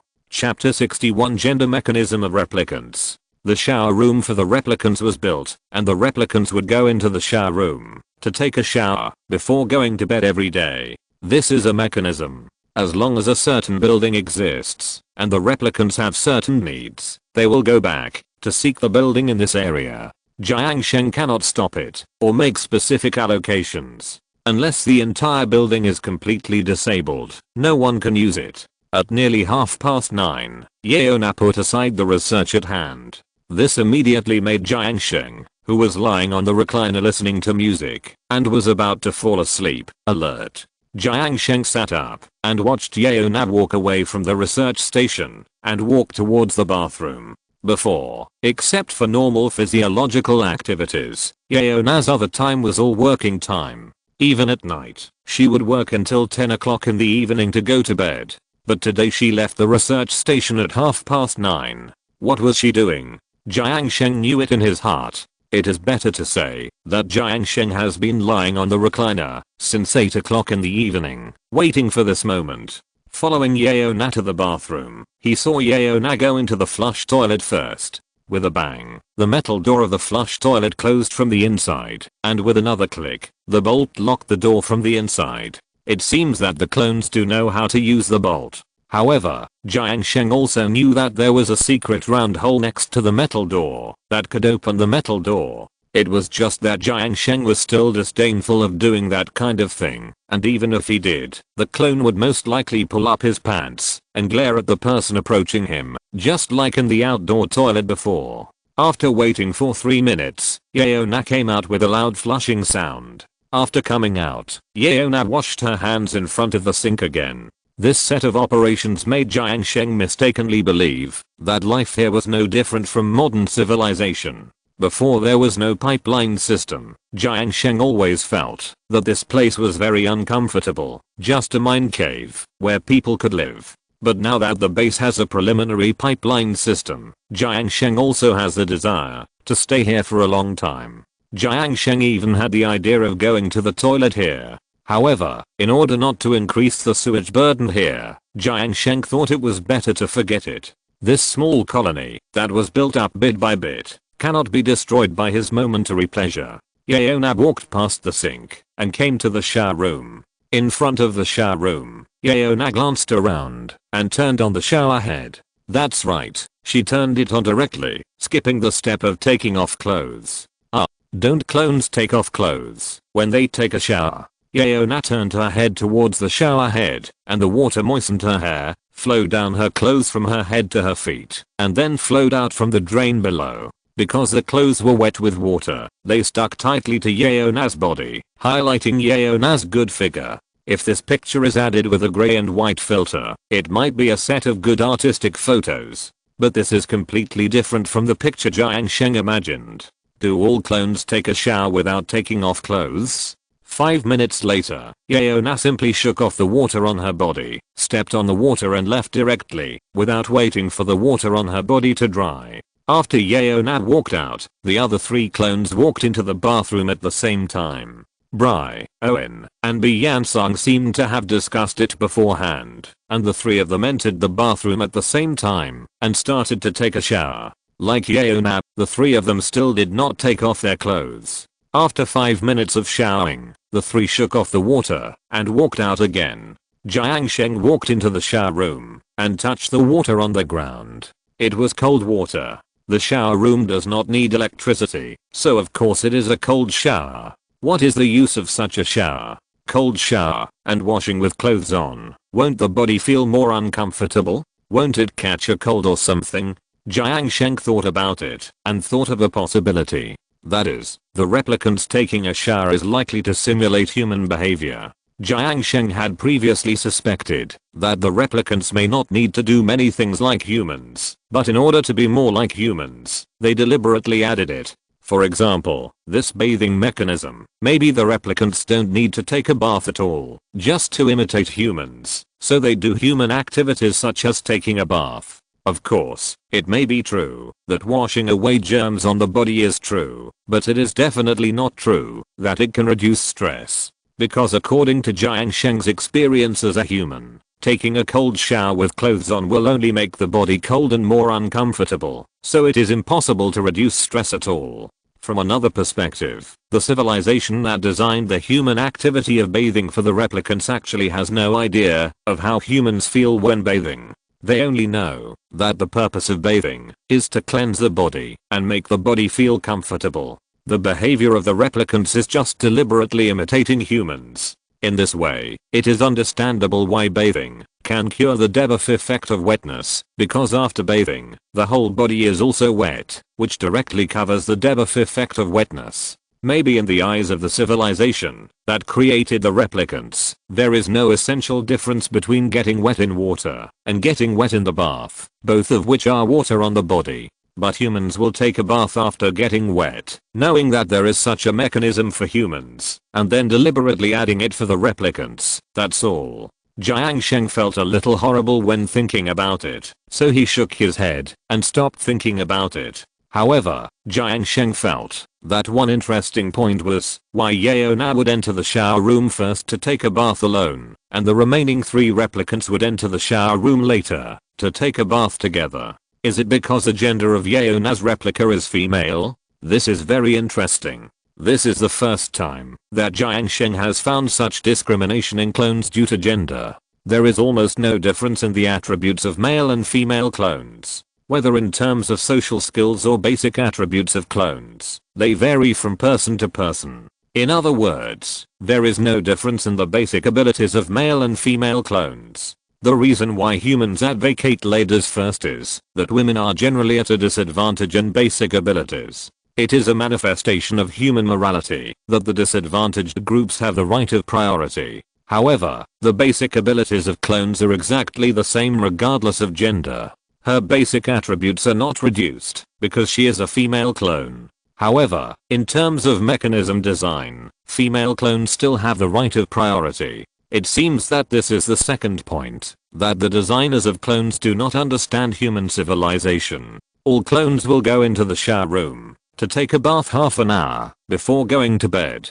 After taking a bath, if there is still time left before going to bed, the clones will continue to work. At 10 o'clock, all the clones stopped their work and went to the new bedroom on the 2nd floor. The 4 beds in the bedroom were all dismantled and rebuilt, and the clones needed to choose their own beds again. Yeona first picked a bed in the corner, and the other 3 clones slept in the other 3 beds. If you're listening to this novel on a channel other than Fanfic World, it means they downloaded and uploaded it without effort. We cordially invite you to visit our channel, Mundo Fanfic Novelos. There you'll find the original version of this story and you can explore many other novels of various genres. We're waiting for you to immerse yourself in a world of incredible novels. Chapter 62, Exploring the Icefield. Cycle 17, Colonial Report. Details of the clone. Calories produced. 18,000 cal consumption. 8,000 cal net value. 10,000 cal pressure increase. 0% decrease. 6% net value, -6% disease status, no sick clones. Time details, working time. 50%. Walking time. 14% idle time.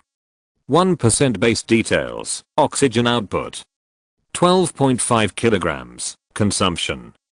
4.5 kilograms net value. 17 kilograms overall evaluation. Survival points +20 after the shower room was built. The wet effect produced by the clones passing through the water gate was indeed offset. Although it is a treatment, Jiang Sheng feels that it is a cover. However, there is no debuff on the clones, and the number of survival points has returned to 20 points, which is very good. In addition, because the clones take a shower before going to bed, the pressure value is reduced to a certain extent. This pressure value reduction is not fixed like a massage bed. The shower room will reduce the corresponding pressure value according to the current pressure value of the clones. The greater the pressure value of the clones, the greater the pressure reduction. Although the construction of a complete set of bathroom systems has improved the quality of life of the replicants, it has also increased the consumption of the colony. The first is electricity consumption. Although the shower room, wash basin, and flush toilet do not use electricity, their infusion pipelines need to be connected to the liquid pump, which requires electricity. As long as a certain building in the bathroom system needs to be used, the liquid pump will be powered on. Throughout the day, the 240 watt liquid pump is often, in working condition. 240 watts of power is already considered a high power electrical appliance in the colony, and it is also a very frequently used appliance. If the colony adds lighting systems and other electrical equipment in the future, even the 600 watt coal generator will be difficult to supply. Unless a second coal generator is built, or the power technology tree is continued. The second is the consumption of water resources. Before the shower room was not used, when the outdoor toilet was used, contaminated soil was produced, which can be solved with a compost pile. Only the wash basin will produce a small amount of contaminated water, but Jiang Sheng found that the replicants will collect this contaminated water and pour it into the compost pile. This may be a hidden function of the compost pile, which can handle a small amount of contaminated water. But after the shower room is built, the solution to polluted water can no longer rely on the hidden function of the compost pile, because the amount of sewage produced by the shower room and flush toilet in a day is enough. The importance of water resources is self-evident. The colony now has no water resource circulation system, and water resources are a one-way consumption process. The last one is the consumption of labor. This is an extremely invisible consumption, but it accumulates little by little. Jiang Sheng had calculated before that the time a replicant stays in an outdoor toilet will not exceed 2 minutes, but in a flush toilet, the replicant will go to the toilet for at least 3 minutes each time. That is, in an outdoor toilet, the time a replicant goes to the toilet is 1 minute less than in a flush toilet. Thinking with human thinking, outdoor toilets have a strong smell, insufficient ceiling, poor sense of security, and squat toilets, which are not comfortable. But a flush toilet is a completely enclosed metal cabin that can provide more sense of security. Excrement will be flushed away by water, almost no odor will be produced, and the comfort of sitting is also stronger. In this case, the replicants will naturally stay in it for a while longer. But every extra minute they stay in it means that 1 minute of labor will be reduced outside. Moreover, the opening of the shower room gives the replicants some idle time. The 1% idle time in yesterday's colony report is the time when the replicants take a shower. This 1% idle time can also do a lot of work. Jiang Sheng increasingly felt that he should be the most black-hearted boss in history. His employees are already the most hard-working employees in the world, but he still wants to deduct a little more working time from their time. But in general, building a bathroom system is a key to improving the quality of the colony, and it is an initiative that has more benefits than disadvantages. Today, Jiang Sheng arranged for himself to explore the existence of the ice field. In fact, the reviewer had already dug the passage to the gravel area with abnormal temperature last night. Jiang Sheng's view function is similar to the fog of war. The farther he digs, the farther he can unlock the field of vision. With the road leading to this gravel area with abnormal temperature, Jiang Sheng can see farther. 20 meters away from the gravel area, Jiang Sheng saw the ice he had been thinking about. There is indeed an ice field in Noah. In fact, it is not difficult to understand. Ice is just water with a lower temperature. Water has been found in Noah, so it is not difficult to foresee the discovery of ice. What Jiang Sheng does not understand is how these ice appeared. According to the temperature gradient of Noah, the vertical height difference between the location of these ice fields and the base is 120 meters. The location of the ice field is higher than the base, so the temperature will be lower than the base, but it is not so low that ice can appear. Unless there is something in the ice field that can support the geological conditions that support the appearance and continuous existence of the ice field. But from Jiang Sheng's cognition, it is generally underground volcanoes that affect the abnormal temperature below the surface. The temperature of underground volcanoes can make the temperature of the surrounding areas abnormally high. As for the geological conditions that can lower the surrounding temperature, Jiang Sheng has not heard of them. Jiang Sheng used a waterproof bag to pack the cotton clothes and brand new protective clothing brought from home, and then put on a diving suit and swam out of the water gate. Unlike the ruins, the oxygen content in this channel is not bad, because there is a lot of oxygen in the ice field, and there will be oxygen after this channel is dug. In this way, there is no need to carry an oxygen tank to explore, but just in case, Jiang Sheng still carries a portable oxygen tank with him. Take off the diving suit and oxygen tank, and put them next to the water gate. Put on a cotton coat inside, put on a protective suit outside, wear lighting equipment all over your body, and you can set off to the ice field. It must be said that the physical fitness of the clone is indeed strong. After the passage to the ice field was opened, Jiang Sheng's cheeks could faintly feel the cool air from the ice field. Thinking of the thin clothes on the clone, after passing through the water gate, he had to work in such a slightly cold passage. If it were a human body, it would definitely not be able to bear it. But the clone is completely fine. Passing through the dark passage that is 100 meters long, Jiang Sheng felt the skin on his cheeks getting colder and colder. In the clone's field of vision, this is only a semi-dark environment. But for Jiang Sheng, the darkness here is so deep that the light of the miner's lamp above his head will be absorbed by the wall. Only a 32,000 lumen strong light flashlight can penetrate this darkness and shine farther. Finally, Jiang Sheng saw some crystal clear objects appearing in the range of the strong flashlight. Chapter 63 Wolframite. Under the illumination of a strong flashlight, a blue light that only crystals can emit flashed. However, this blue light was very small in the extremely dark environment, and it was only enough for Jiang Sheng to recognize what it was. This is ice. Jiang Sheng hurried forward and knocked on the ice surface with his gloved hands. It was rough, but very solid. After shining the flashlight around, Jiang Sheng found that he was already in an ocean of ice. However, combined with the dark environment at the moment, it is more accurate to describe it as an ice cave. In polar adventure films, there are often some scenes about glacier cracks. At this time, Jiang Sheng seemed to have fallen into a bottomless glacier crack, without a ray of sunlight. Looking up, he could only see the endless abyss of ice. But Jiang Sheng confirmed the view, and found that this ice field was not as big as he imagined. The depth of this ice field is about 20 meters, and the length and width are also 20 meters. The volume of this ice field space is only 8,000 cubic meters. In these 8,000 cubic meters, it is not completely filled with solids. Nearly half of the space is filled with irregular ice and a small amount of sand and gravel, and the remaining half is oxygen. There is plenty of oxygen here. Due to the irregular filling of ice and gravel, this place is like a three-dimensional maze. Jiang Sheng can only move forward by climbing without destroying it. Jiang Sheng doesn't know how this kind of geology is formed. Water has gravity. If water is frozen into ice, the ice field formed should be deposited below the space. Even if there are some gaps for people to pass through due to the structure of geographical materials, it is impossible for the structure of the entire ice field to be so loose, with passages all over the top and bottom. And after observing the state of the ice, Jiang Sheng found that the icicles hanging on it have a similar shape to stalactites. In other words, these waters are not deposited and then frozen, but slowly flow down from above and then frozen. Another piece of evidence for this is that what Jiang Sheng is stepping on is not ice, but solid frozen soil and gravel. On the contrary, what is hanging above Jiang Sheng's head is the real ice field, an upside down ice field. Jiang Sheng believes that if he takes a photo of the situation here, he will definitely be able to gain considerable fame in the field of geographical research.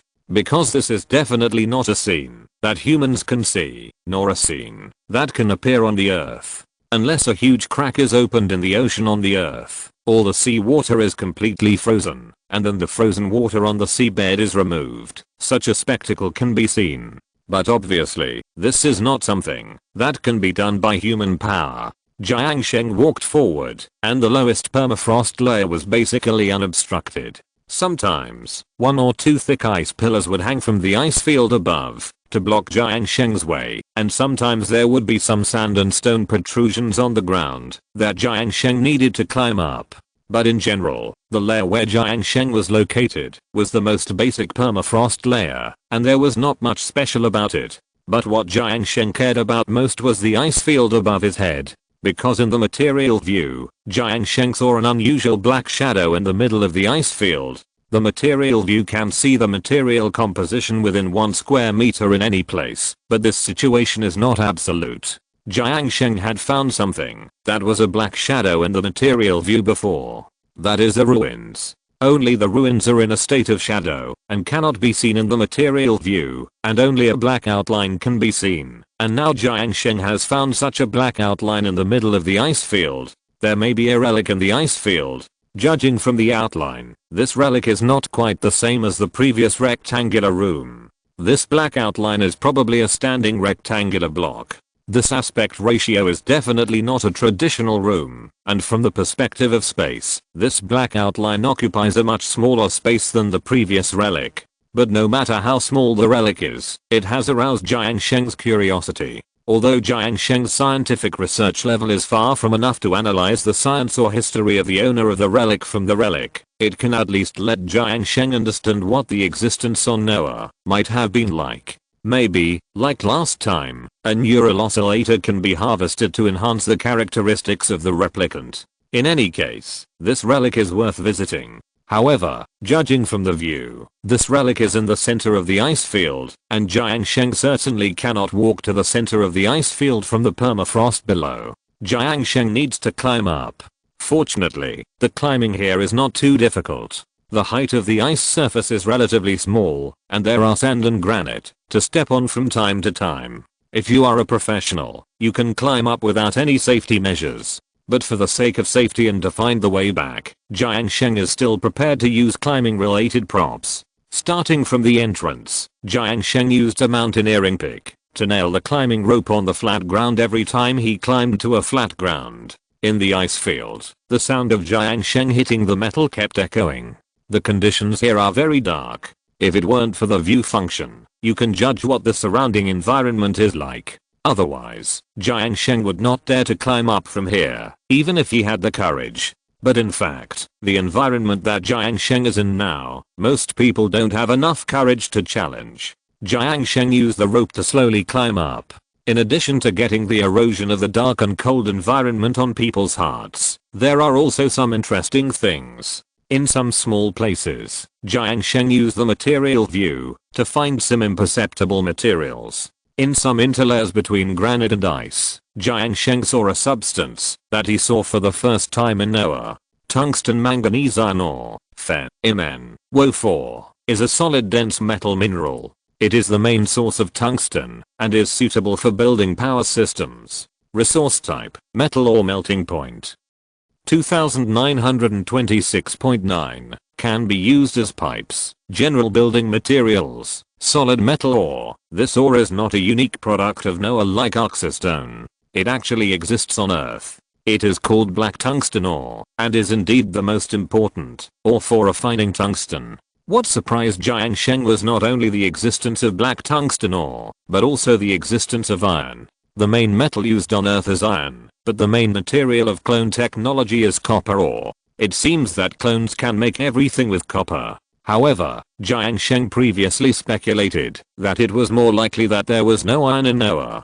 But now it seems that it is not the case. There is iron in Noah. It's just that the amount of iron is scarce, and the amount of copper in Noah is huge, so the clone technology mainly uses copper ore. But now that black tungsten ore has been discovered, it means that Jiang Sheng can exchange some metal raw materials. Chapter 64 Two plants in the ice field.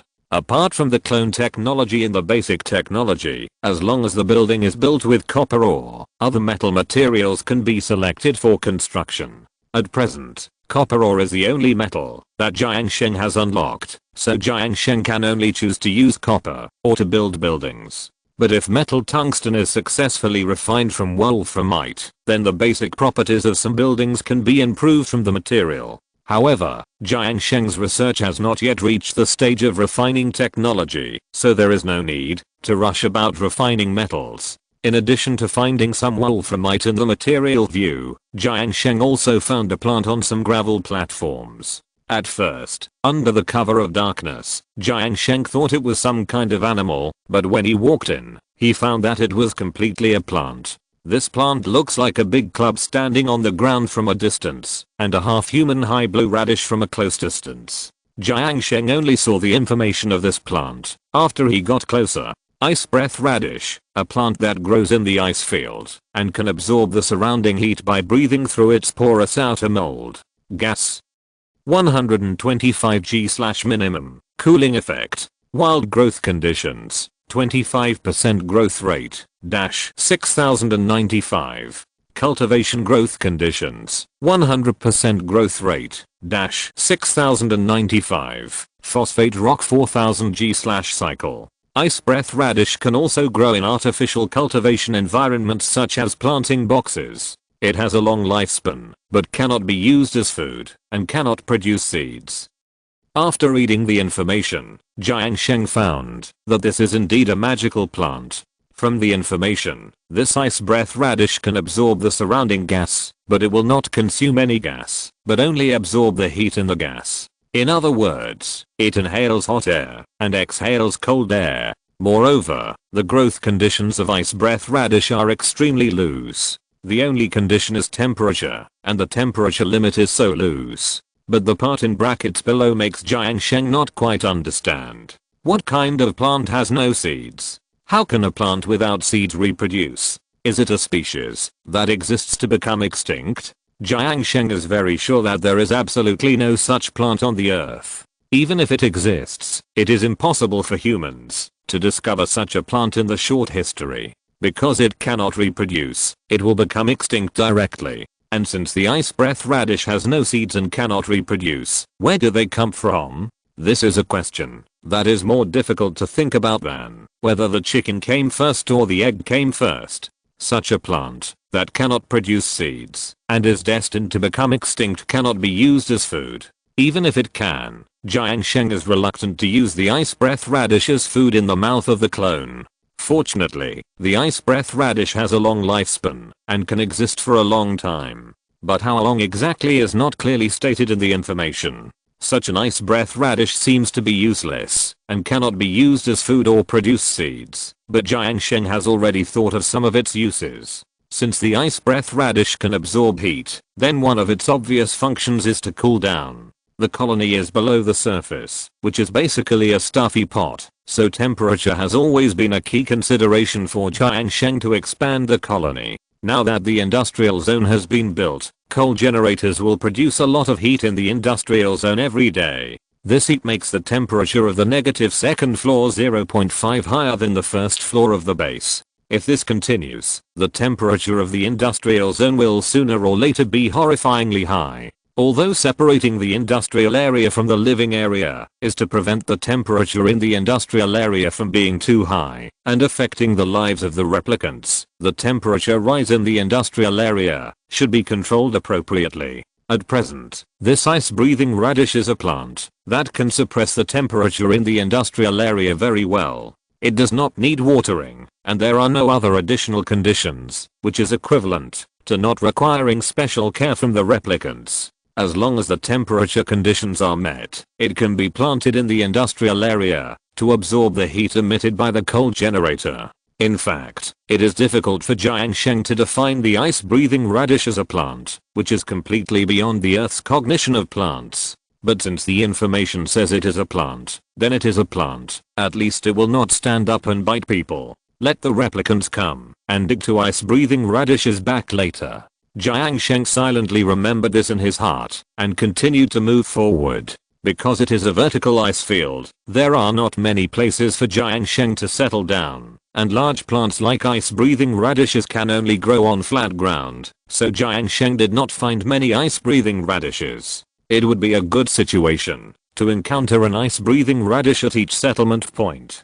But during the climb, Jiang Sheng discovered another plant. Frost wheat. Frost wheat can produce frost wheat grains, a cold-resistant grain that can be processed into food.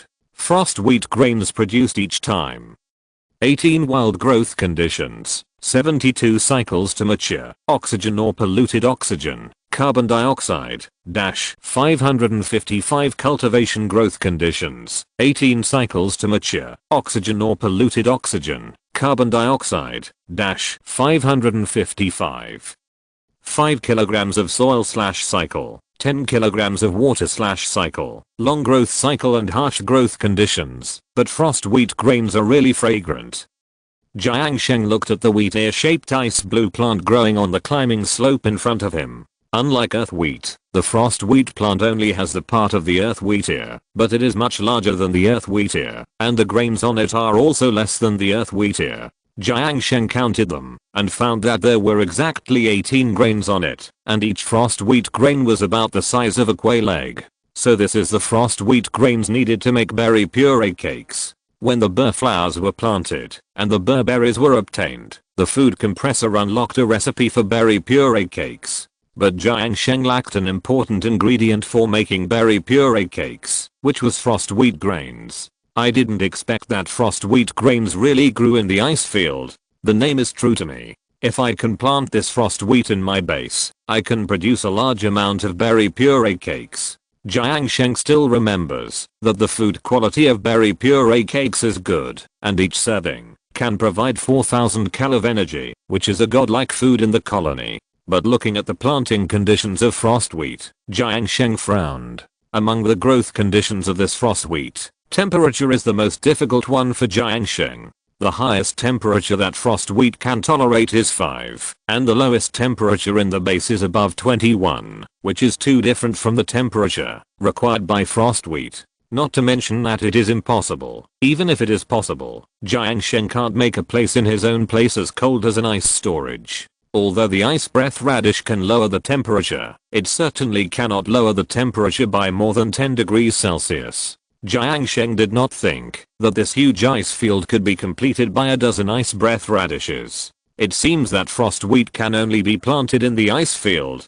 Chapter 65 The Special Design of the Ruins. With the current capabilities of the colony, it is impossible to build a plantation that meets the conditions for growing frost wheat, so frost wheat can only be grown here. But can we build a small plantation here and let the clones meet the conditions for growing frost wheat? As long as the plants are planted in the planting box, the clones will take care of the plants and try their best to meet the conditions for growing the plants. Under the temperature of the ice field, coupled with the artificial cultivation conditions provided by the clones, it should be possible to meet the conditions for growing frost wheat. It's just that the clones need to cross the water gate to the ice field every day to take care of the frost wheat. But now there is a shower room, so there is no need to worry about the debuff effect of being wet, but it will only waste the walking time of the clones to get here. Putting this aside for the time being, Jiang Sheng continued to climb up.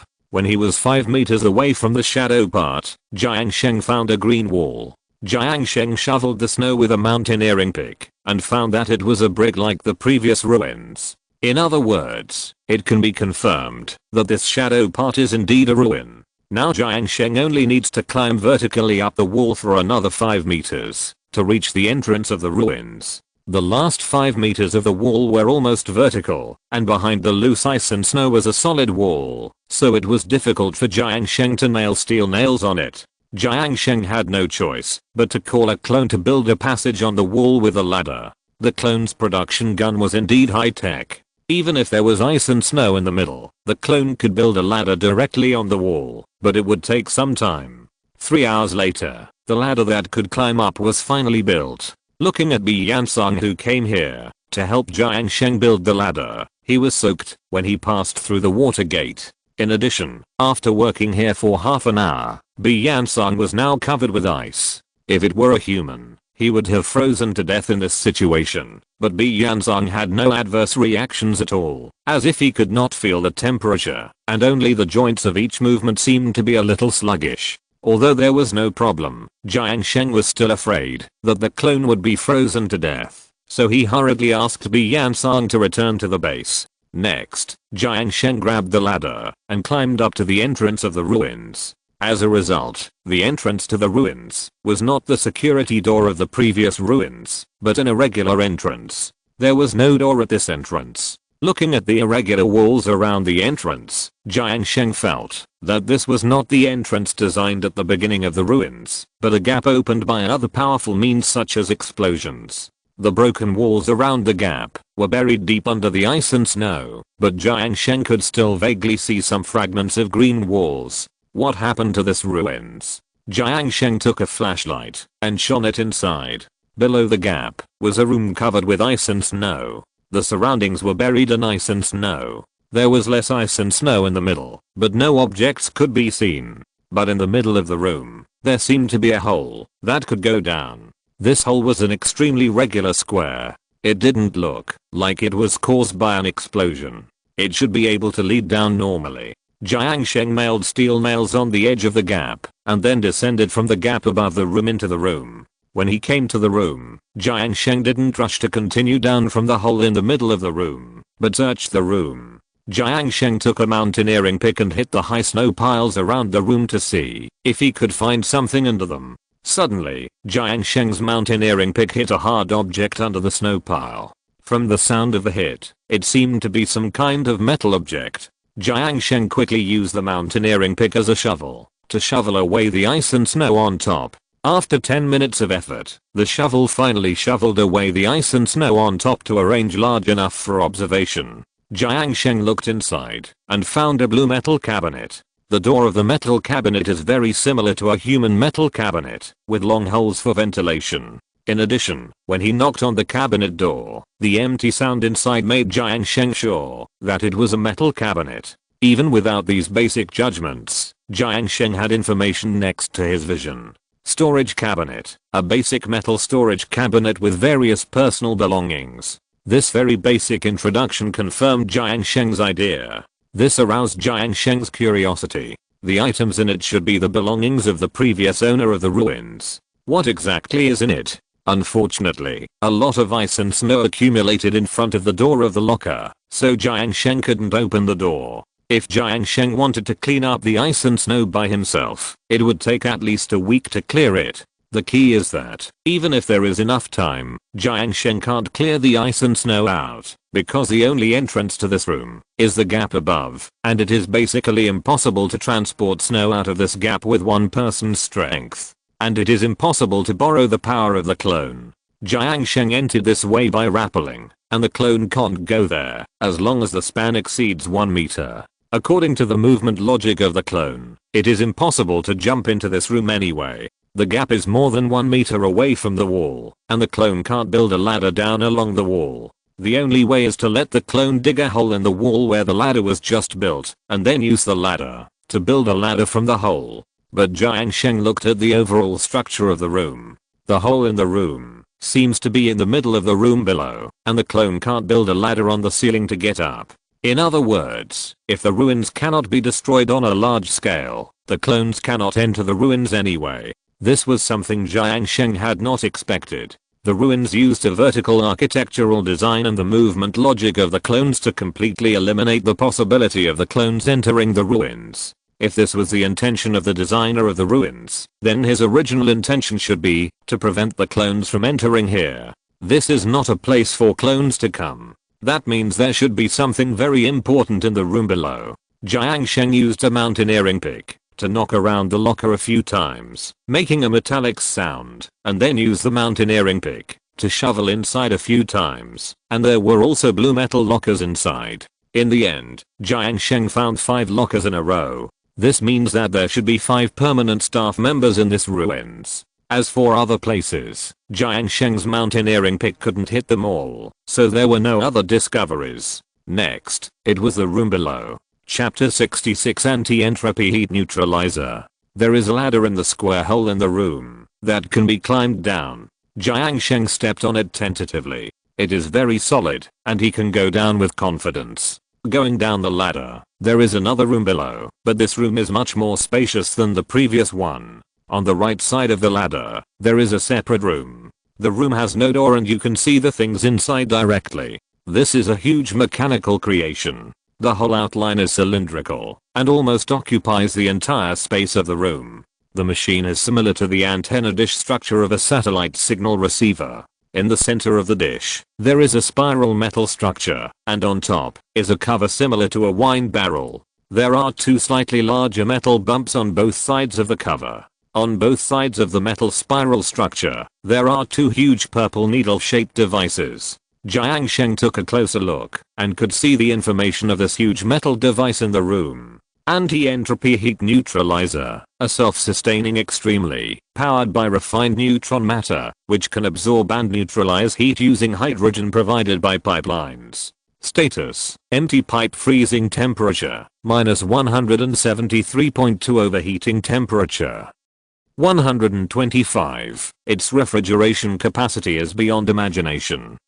The introduction is simple, but Jiang Sheng understands that this should be a device that can be cooled by hydrogen, and the energy source of this device itself is not electrical energy, but neutron matter. What is neutron matter? As we all know, neutrons are one of the nucleons that make up the nucleus of an atom, and are an indispensable part of the chemical composition of the nucleus. However, Jiang Sheng has never heard of neutrons being taken out alone as a certain substance. Unless it is a neutron star. Neutron stars are the products that can only be created after the supernova explosion caused by the gravitational collapse of stars at the end of their evolution. The main components of neutron stars are neutrons, and there are also a small number of electrons. In order to maintain the material form of neutron stars, the composition of neutron stars requires extremely strong gravity. Due to the existence of this gravity, neutron stars are the densest stars in the universe except for black holes.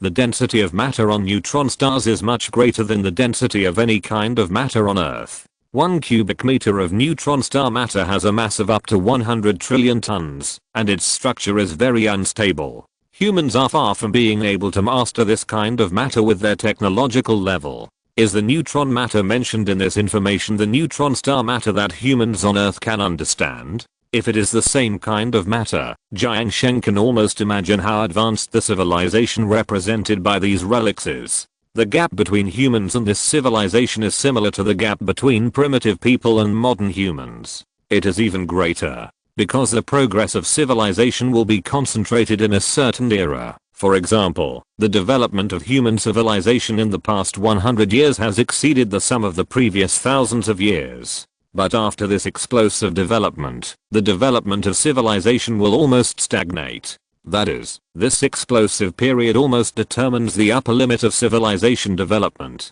Human civilization is currently in a period of explosive development of civilization. If humans do not have the opportunity to break through the shackles of space and move towards a more distant universe in the next few hundred years, then human civilization will basically stop here, consume the energy of the Earth and eventually be eliminated. Most civilizations in the universe should have been eliminated in this way. As for neutron matter, Jiang Sheng felt that it would be impossible for humans to touch it in the next few hundred years, let alone use it as energy. And from the information, this device called anti-entropy heat neutralizer does not directly use neutron matter to provide energy, but uses refined neutron matter. Refining neutron matter into a substance that can provide energy and meet safety needs is something Jiang Sheng dare not imagine. If there is a knowledgeable physics expert here at this time, he will know how crazy this idea is. It is 10,000 times crazier than the idea of human beings using nuclear energy. But the civilization behind this relic actually did it. Judging from the introduction of this anti-entropy heat neutralizer, the entire ice field here should be made by the anti-entropy heat neutralizer. This place should not have been an ice field at first, and there was no water here at first, and this relic should have been used as a test site. Because Jiang Sheng couldn't think of the meaning of placing a refrigeration machine here, the only possibility is to verify the stability of neutron matter providing energy. This is an underground laboratory. As long as it is verified that neutron matter has the property of continuously providing stable energy, this energy may be adopted on a large scale. As evidence, the lighting equipment used in this room is similar to a ceiling lamp, which seems to use ordinary electricity. This proves that when the experiment of neutron material providing energy stability was carried out, electricity was still the main energy source. But later in the experiment, some explosion-like accidents occurred here, causing the experimental project to be abandoned.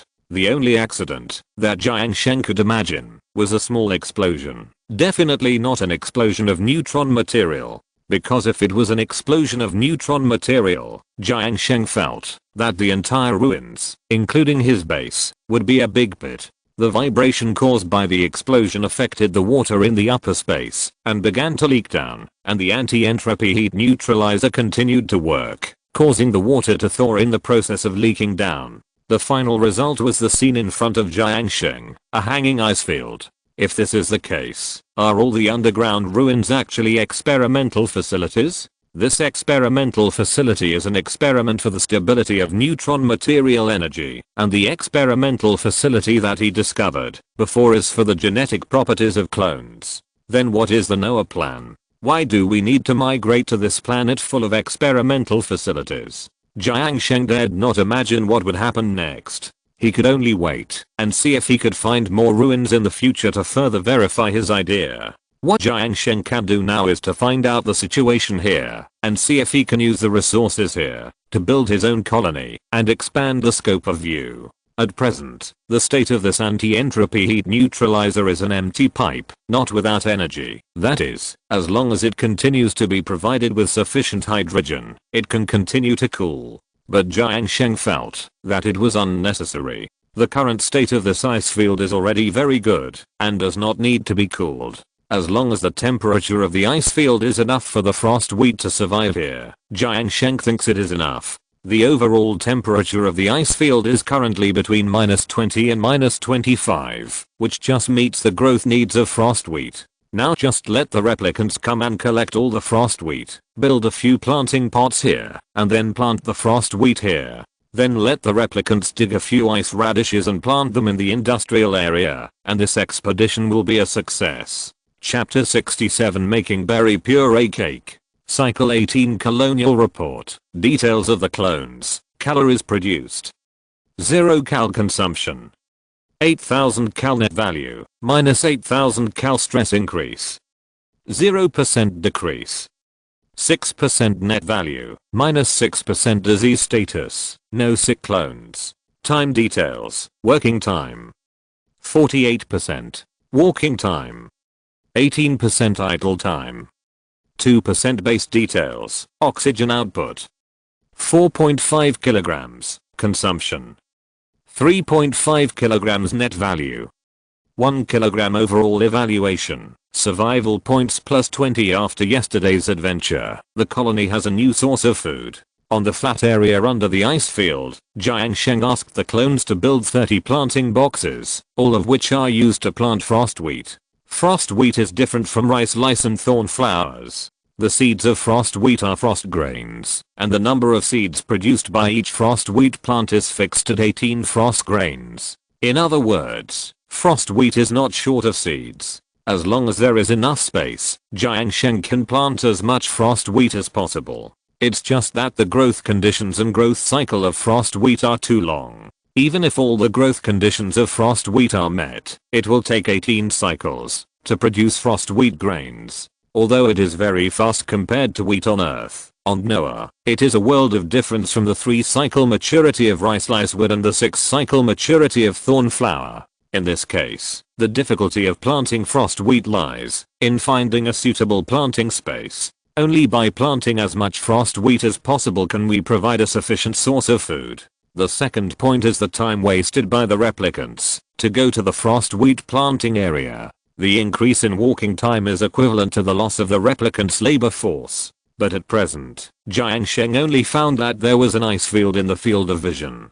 Because it was a suspended ice field, Jiang Sheng did not dare to let the replicants destroy the foundation under the ice field at will, so he could only plant 30 planting boxes wherever he could. Even if there were other ice fields outside the field of vision, it would be difficult for Jiang Sheng to arrange the planting of frost wheat. Yesterday, just to build the planting boxes and fertilize and water the newly planted frost wheat, the clone spent 15% of his walking time. Even if he only fertilizes and waters every day in the future, it will take at least 10% of his walking time. If he finds a farther ice field, he will spend more walking time, and the cost effectiveness of doing so is completely inferior to planting more sedge trees and thorn flowers in the base.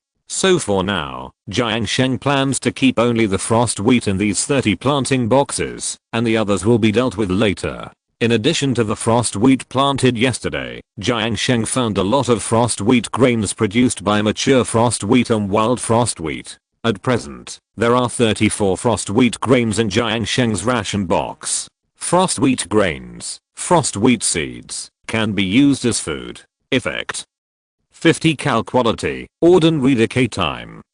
8 cycles. You can sow this grain to cultivate more frost wheat or process it into food. This is also one of the reasons why Jiang Sheng does not advocate planting a large amount of frost wheat, because the calories produced each time are too few. The sapwood tree matures once every 3 cycles and can obtain 800 cal of food once it matures, while the thornflower matures once every 6 cycles and can obtain 1600 cal of food once it matures. However, under extremely harsh growth conditions, frost wheat can only obtain 18 frost wheat grains every 18 cycles, which is 900 cal of food. On average, the harvest of sapwood is 266.67 cal/day. The harvest of thornflower is also 266.67 cal/day, and frost wheat is only 50 cal/day. In terms of calorie income, they are less than 1/5 of the first two. But fortunately, the sapwood of sapwood is disgusting, and the thornberries of thornflower are of poor quality, while the frost wheat grains of frost wheat are of ordinary quality. In terms of food quality, frost wheat grains are ahead. It seems that in Noah, high-end ingredients come at the cost of food output. Moreover, the ordinary quality of frost grains is not the limit of this kind of food. The berry puree cake that Jiang Sheng had been thinking about before is the limit of frost grains. Berry puree cake, food made from mashed berries, which can be stored for a long time. Recipe: 5 frost grains, 1600 cal berries. Effect: 4000 cal quality, good decay time.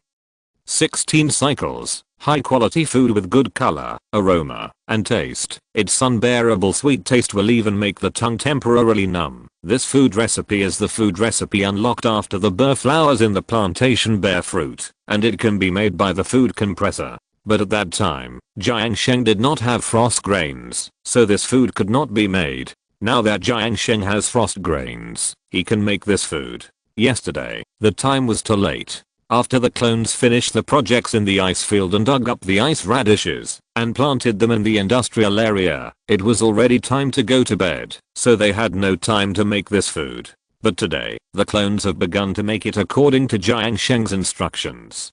Jiang Sheng originally thought that frost wheat grains were some kind of food that could provide a lot of calories, but each grain only had 50 cal. So, 5 frost wheat grains and 1600 cal of berries totaled 1850 cal. But the 4000 cal of food produced was still of good quality. It seems that this berry puree should be the real purpose of frost wheat grains. As food directly, frost wheat grains can provide very few calories, but how to combine with other foods can get higher calories and food quality. The clone Bly and Owen took out the berries harvested last time and the 5 wild frost wheat grains picked from the ice field yesterday from the ration box, and then used the production gun to send them into the metal block in the middle of the food compressor. After putting them in place, he pulled the joystick and the food compressor made a mechanical roar. As before, Bly and Owen was still squatting on the ground when operating the food compressor, silently looking at the metal block, with one hand on the metal joystick, but he never moved, except turning it on and off.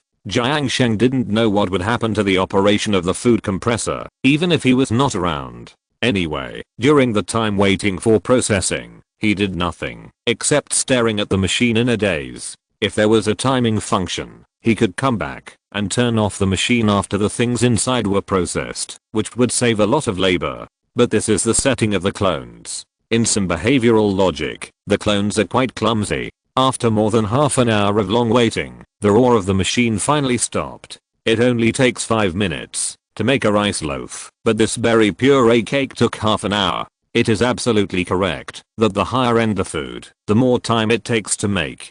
Chapter 68 Food Preparation Technology. The berry puree cake slowly came out of the metal block like squeezing toothpaste. Just as Bly and Owen was about to reach out to take it, Jiang Sheng took it first. Bly glanced at Jiang Sheng angrily, then turned and left. This was not the first time Jiang Sheng had done this. Looking at the berry puree cake in his hand, it looked more like a kind of food than the soft mud cake, rice slice bread, etc. before. At least on this, Jiang Sheng actually had a slight appetite. The reddish red flesh of the berberry was pressed into a food similar to the jujube cake, and it was decorated with sky blue and ice blue grain residues. Jiang Sheng knew that this was frost wheat grains that were pressed into residues and then decorated on top. Jiang Sheng leaned in to smell it. The food did not have a strong smell, but a faint sweetness could be smelled. Looking at the berry puree cake through the bacteria view, it also showed that there were no bacteria on it. Gurgle. Jiang Sheng came to check the colony in the morning before eating. At this time, his unyielding stomach was actually aroused by this thing. How about trying it? In fact, Jiang Sheng could taste all the food of the clones, except the soft mud cake. After all, Jiang Sheng knew the production process of these foods and the raw materials of the foods. They were all grown in plantations, and were truly pollution-free ingredients. But the quality of those foods was either disgusting or terrible. Since they were described in this way, Jiang Sheng felt that there was no need to taste them. But the quality of the berry mud cake was good, so he should be able to taste it. Jiang Sheng put the berry mud cake on the tip of his nose and smelled it again. After making sure that there was no strange smell, he took a small bite of the edge of the berry mud cake. The taste of this thing is similar to that of jujube mud, which is very dense. There are some frost grains in the middle of the jujube mud. It is crunchy when bitten and emits a light grain aroma. Overall, it can be regarded as a kind of food. But the berry mud cake has a very obvious disadvantage. That is, it is too sweet. This sweetness is no longer ordinary sweetness, but sweet to the point of being choking. Jiang Sheng feels that this sweetness is no different from eating white sugar directly. Even Americans who love sweets may not be able to accept this sweetness. Jiang Sheng barely swallowed the small bite he had taken, and then quickly drank 2 large gulps of water. For diabetics, this berry puree cake is simply poison. No wonder the food information of the berry puree cake said that its sweetness would paralyze the tongue. But in addition to the extremely high sweetness, Jiang Sheng felt that other aspects of this food were still remarkable. With a mouthful of berry puree cake and 2 gulps of cold water, Jiang Sheng barely ate a quarter of the berry puree cake. A portion of berry puree cake is about the size of a loaf of bread, but after eating only a quarter, Jiang Sheng no longer wanted to eat. Full. This kind of fullness is not a feeling of fullness, but a full signal that the body feeds back to the brain after absorbing enough calories. In fact, the few bites that Jiang Sheng ate could not fill his stomach at all, but the body had already obtained enough calories. The food of the clones is all high-calorie food. Whether it is rice loaf bread or this berry puree cake, a lot of energy is gathered in the smallest possible food. It is precisely because of this that the replicants only need to eat 1 meal a day to get the calories for the day, and they do not need to eat repeatedly like humans. Although Jiang Sheng has only eaten a quarter of the berry puree cake, it is equivalent to obtaining 1000 calories. For a breakfast, 1000 calories is already too much. Jiang Sheng does not intend to waste the remaining 3/4 of the berry puree cake. The replicants will not eat the food that other replicants, including Jiang Sheng, have already eaten, so Jiang Sheng can only put it in the refrigerator of the rental house for a midnight snack. After the morning and afternoon classes, Jiang Sheng dragged his tired body back to Noah. Originally, he wanted to get comfortable on the massage bed first, but found that Yeona was lying on the massage bed with an expression of enjoyment. What's going on? Looking at the research station, it turned out that the research of the research station had been completed, and the secondary technology of food technology had been unlocked. Food preparation, make more nutritious food, and extend its shelf life. This technology unlocked a total of 4 buildings, and Jiang Sheng began to check the details of the buildings one by one. Dining table, provides a place for the replicants to eat. The replicants who feel hungry will take the initiative to come to the assigned dining table to eat. Requirements, replicant allocation materials. 200 kilograms of copper ore. They prefer to eat at the dining table rather than on the ground, although this is unlocked through food preparation in food technology. This building belongs to the furniture type, and the effect of this building is also very obvious. Although furniture type buildings like this do not seem to have any practical effect, they are generally related to a more invisible value, that is pressure. However, there is currently no space in Jiang Sheng's colony to place these dining tables. If you want to build a dining table, you can only build another canteen. Soil brick. Cultivate seeds into plants, which can be used as floor tiles and can be rotated before construction. Effect. Enable plant cultivation materials.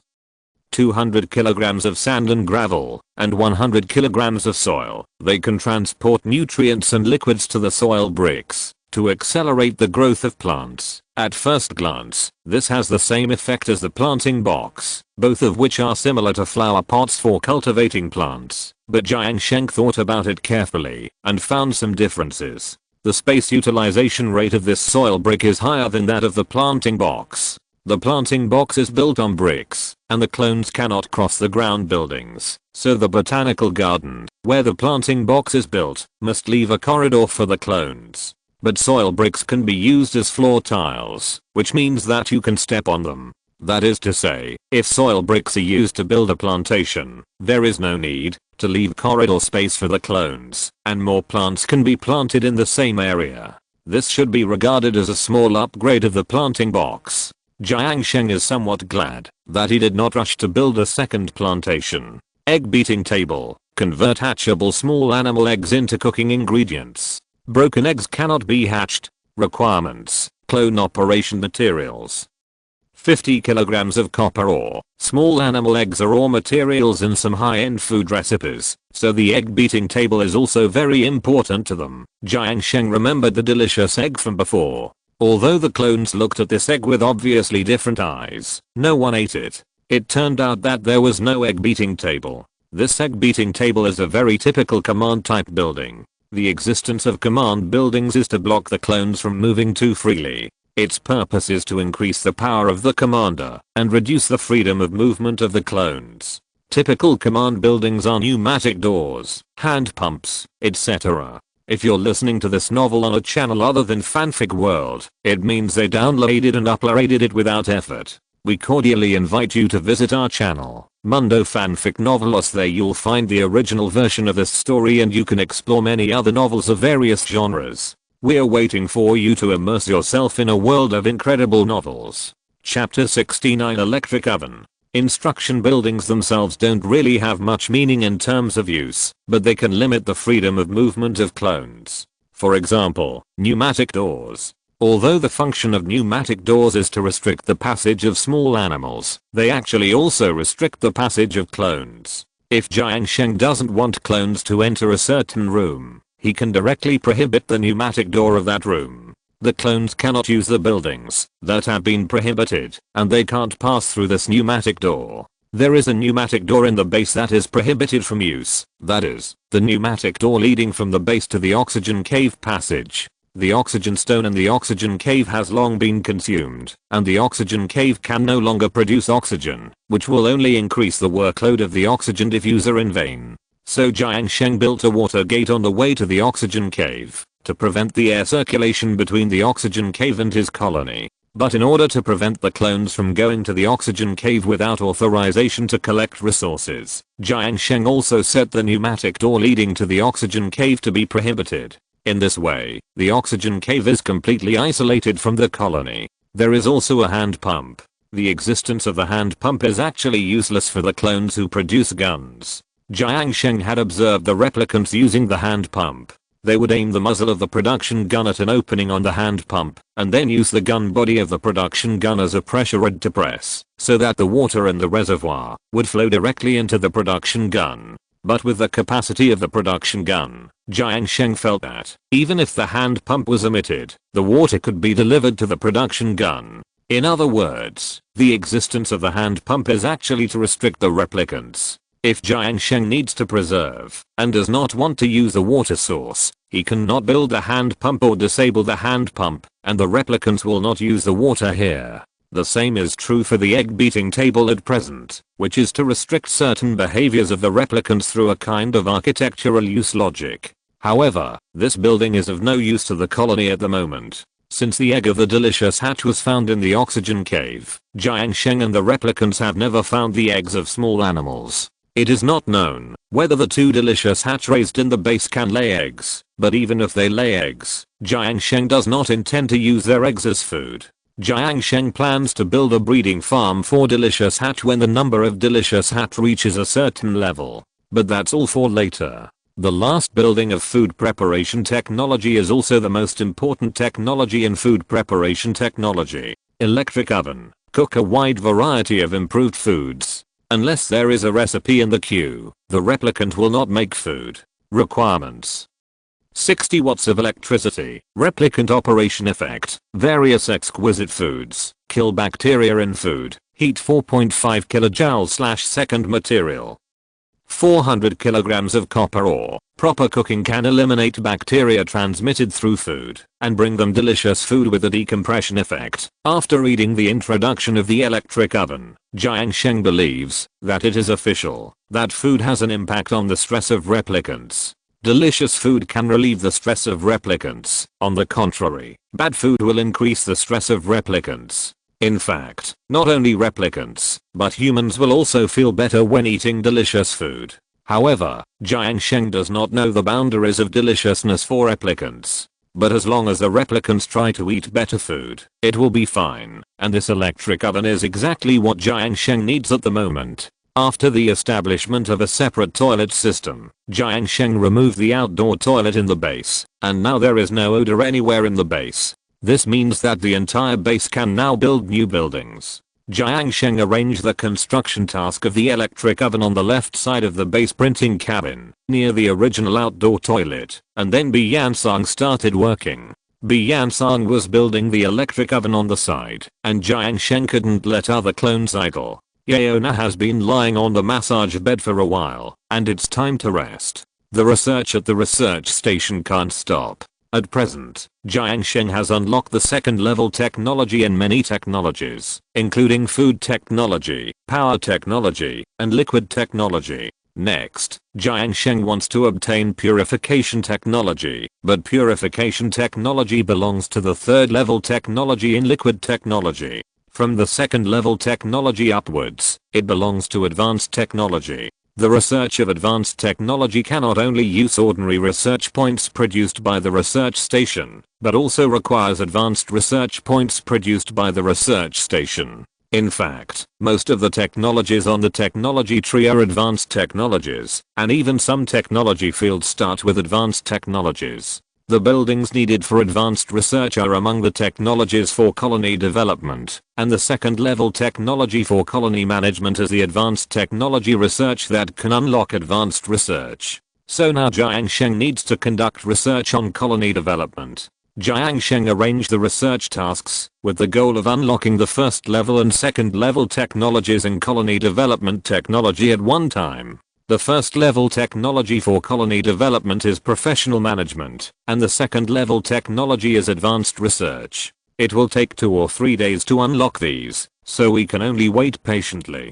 And there is another thing that makes Jiang Sheng a little distressed. That is, if we want to unlock the buildings related to advanced research, it means that the colony still needs a high science clone. Yeona's genetic blueprint was obtained by chance, so how can I get the remaining high science clone? It's not that good at learning. The scientific skills of the genetic blueprint are high. With this experience, Jiang Sheng is not sure how to find a high science person. In fact, even if Jiang Sheng can't find a new genetic blueprint, ordinary clones can still undertake the task of scientific research, or let Yeona conduct research on 2 buildings alone. But the progress of such research will be extremely slow. Jiang Sheng sighed and could only take it one step at a time. After working for more than an hour, the electric grill was finally built. This electric grill is grey in color and is very similar to a human electric grill. The grill is huge and will not look small, even if it is used at a party of more than a dozen people. Jiang Sheng discovered cooking tools on the fence around the grill, such as spatulas, barbecue forks, tongs, etc., which are neatly hung on it. Jiang Sheng originally thought that this was also a statue for the clones to comfort themselves, but when Jiang Sheng fiddled with it, it made a crisp jingling sound. Isn't this a statue? Jiang Sheng took the barbecue fork out of the grill and found that it was actually a metal barbecue fork, not a statue of metal barbecue fork. However, it seems that not all clones can use it, because there is also a brief introduction on this barbecue fork. BBQ fork, only available to clones with cooking skills. Chapter 70 New Food Recipes. The 3 cooking tools hung on the fence of the electric oven all have instructions for use only by clones with cooking skills. To cook food on the electric oven, you certainly can't use your hands or bulky things like production guns, so you should be inseparable from cooking tools. In other words, the entire electric oven is equivalent to being used by clones with cooking skills. This is the first time that Jiang Sheng has built a building that requires corresponding skills to use the building. Although the previous research station needed clones with high science, even clones with 0 science could conduct research, but the research speed was slow. As for this electric oven, ordinary clones would not even touch it if they didn't have cooking skills. Fortunately, Jiang Sheng obtained the corresponding genetic blueprint in advance. This genetic blueprint was originally obtained for making higher level food.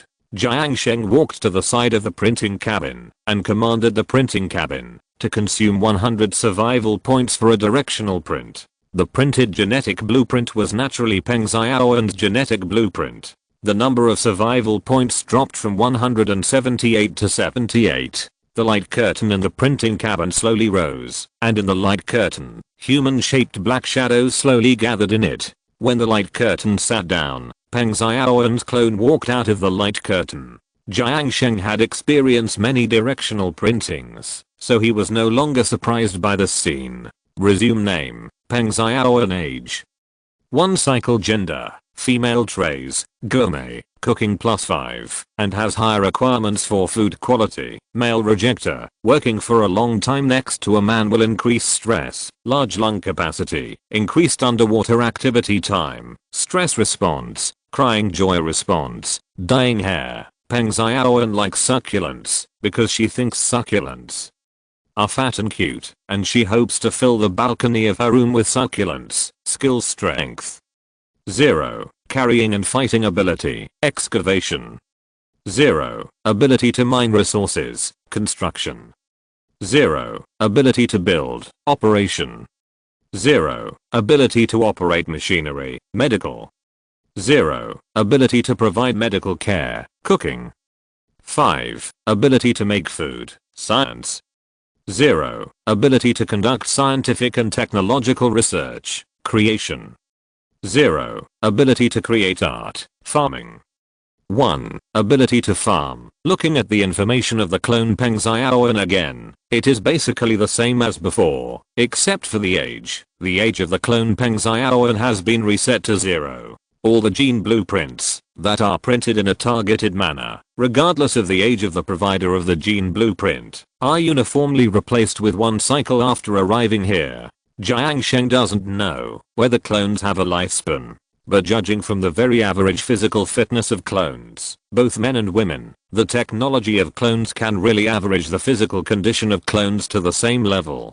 So if you find the gene blueprint of an old man, even if the old man is very weak in reality, will the clones produced by the printing chamber have the same physical fitness? The clone of an old man with an old face is completely the same as the clone of a young man in terms of physical fitness. If this is the case, it is somewhat similar to rejuvenation, and there is nothing wrong with resetting the age at this time. A new partner came to the colony. Bly passed by Peng Xiaoen and stretched out his hand to say hello. There was no language in this greeting, and Jiang Sheng didn't know what the profound meaning was. He just smiled and stretched out his hand, which might mean that the clones were getting along in a friendly manner. But Peng Xiaoen did not respond to Bly, but just stared at Bly passing by like a wooden chicken, and then did not react. This reaction was too bland. Jiang Sheng guessed that it might be because Peng Xiaoen had the characteristics of a male rejector and did not like male clones to stay around her.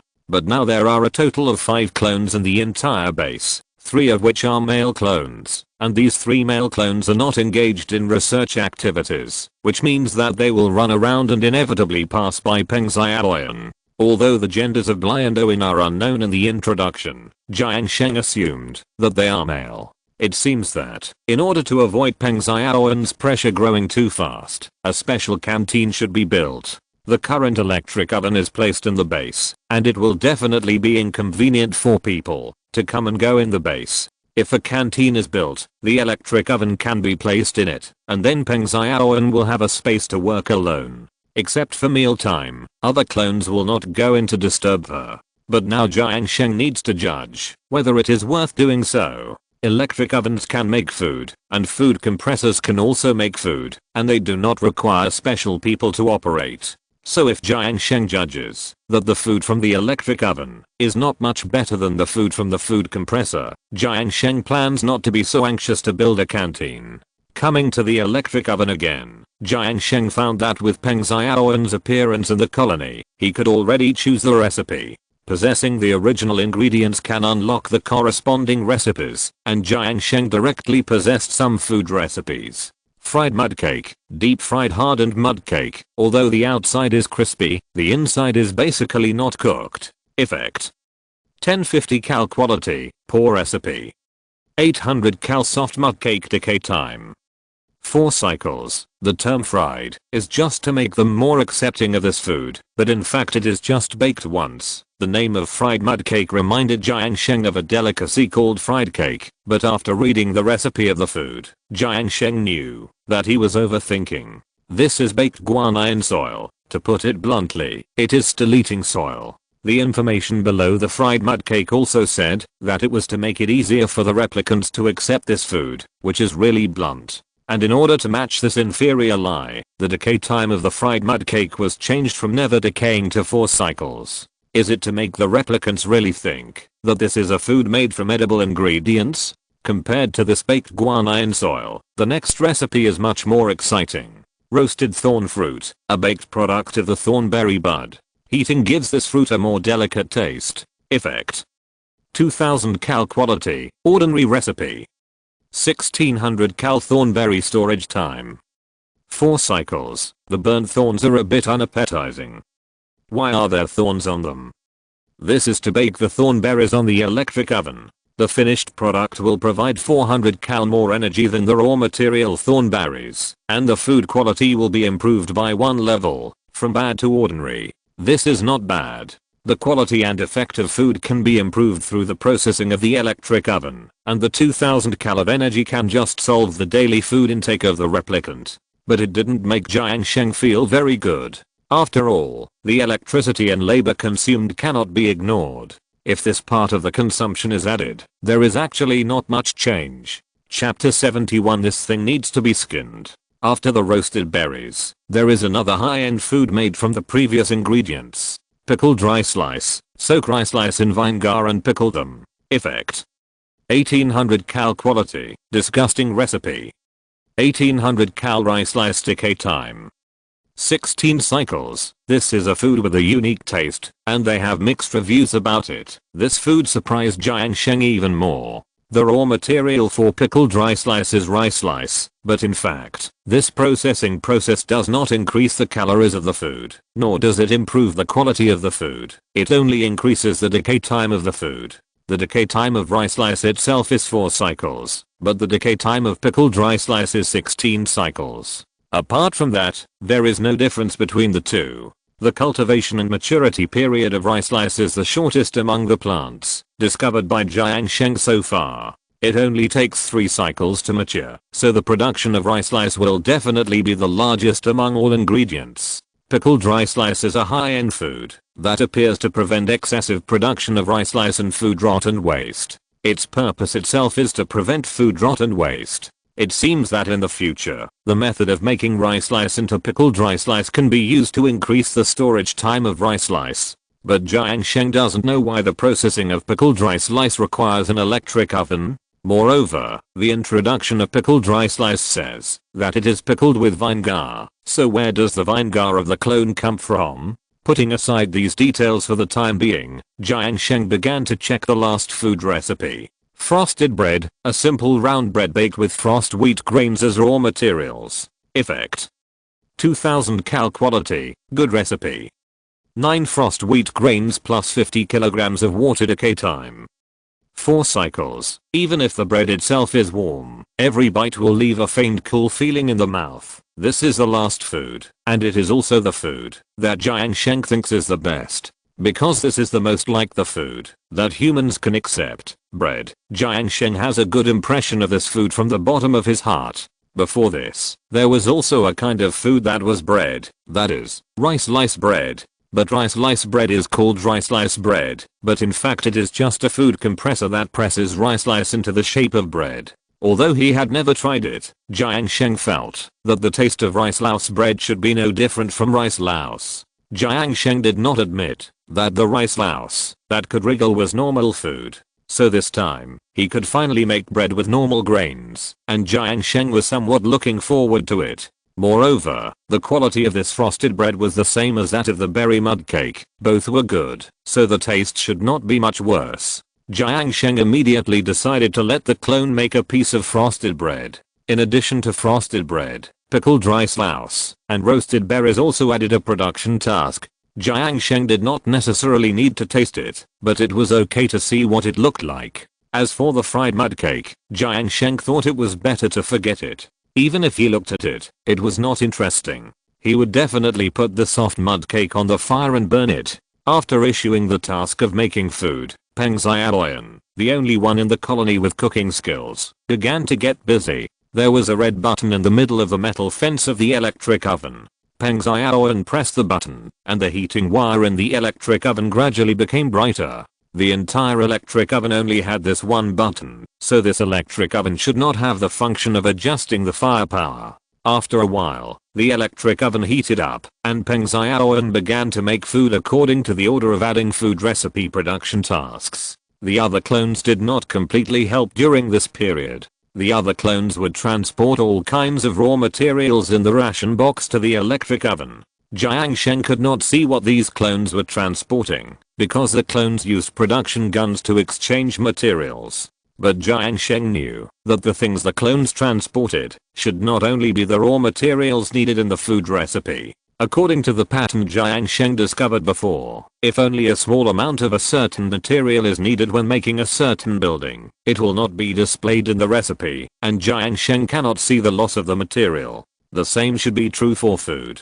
For example, for the pickled rice slice, Jiang Sheng did not know where the clones got the vinegar, but to pickle rice slice, at least water is needed, but there is no water in the food recipe for pickled rice slice. Bly and Owen was busy in front of the electric oven, and Jiang Sheng did not stand by and wait foolishly. After all, he did not know whether he was considered a man in the eyes of the clones. Would it affect Bly and Owen's pressure? So Jiang Sheng went back to the rental house first. After waiting for an hour, Jiang Sheng returned to Noah again. Bly and Owen had already started to work on other things. Although Bly and Owen had high cooking skills, she could also do other things. However, when there were cooking tasks, and they had the same priority, she would prioritize cooking tasks. In the ration box of the colony, Jiang Sheng found 3 foods that Bly and Owen had already prepared. It was not yet time for the clones to eat, so the 3 foods had not been touched by the clones. Frosted bread was not quite what Jiang Sheng had imagined. How should I put it? It should be a little better looking than Jiang Sheng had imagined. The introduction of frosted bread said it was a round bread, but the actual finished product was a flour-like blossoming bread. In the center of the flour, there was a blue frosted wheat grain residue placed in it as an embellishment. Jiang Sheng didn't know whether all clones would make such frosted bread or only Bly and Owen would do this. Jiang Sheng pulled off a small piece of bread. The inside looked no different from ordinary baked bread, except that the color was a little light blue. Putting this small piece of bread in his mouth, Jiang Sheng tasted a very special taste. Generally, bread is baked hot, and the pores in the bread store heat, so even if the bread cools down, it won't be too cold. But this frosted bread will give you a distinct cool feeling after you bite it, just like putting your tongue only 1 centimeter away from a popsicle. combined with the grain aroma of the frosted wheat grains. Jiang Sheng couldn't tell whether this taste was good or not, but it was not bad at all, and it was very unique. The next pickled rice louse was a bottled item. Like common pickled items, the pickled rice louse was placed in a rough glass bottle, and through the glass you could see the pickled rice louse tightly arranged inside. The liquid that soaked the rice louse looked like slightly turbid water, but when you opened the lid, you could smell a faint sour smell inside. Jiang Sheng didn't dare to try this delicacy, so he just smelled it and put it back. The last roasted berry looked like a black coal ball. Most of the outer skin of the berry was roasted black, and the overall appearance was purple-black. But when you peel off the outer skin of the berry, you will find the fruit inside still with residual heat.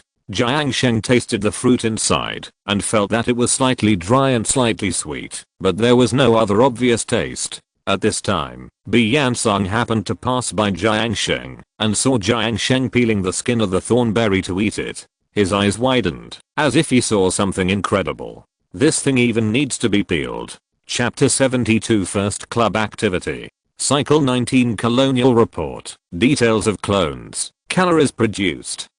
27,600 cal consumption. 8,000 cal net value. 19,600 cal stress increase. 0% decrease. 8% net value, -8% disease status, no sick clones. Time details, working time. 53%. Walking time. 10% idle time. 3% base details, oxygen output. 4.5 kilograms, consumption. 3.5 kilograms net value. 1 kilogram overall evaluation, survival points plus 25 with the addition of Bly and Owen. The number of survival points obtained yesterday increased to 25 points, which means that 100 points can be collected every 4 days to print a clone. In fact, Jiang Sheng now has 103 survival points. It's just that Jiang Sheng no longer has the genetic blueprint for targeted printing, so he can only save these survival points first. Bly and Owen also processed a lot of the food grown yesterday, the most important of which was to let Bly and Owen process the rice slice into pickled rice slice and make frosted bread. Although Jiang Sheng is not afraid of causing food waste, the preservation time of pickled rice slices as long as 16 cycles. If it can be preserved for a longer time, Jiang Sheng still wants to hoard some food. As for making frosted bread, in fact, from the perspective of food storage, the storage period of frosted wheat grains is 8 cycles, while the storage period of frosted bread is 4 cycles. It is more difficult to preserve it when it is made into frosted bread. But the significance of preserving frosted wheat grains is as seeds. But frosted wheat is not a crop that lacks seeds at all. What it lacks is the space that can meet the planting conditions, so there is no point in preserving frosted wheat grains.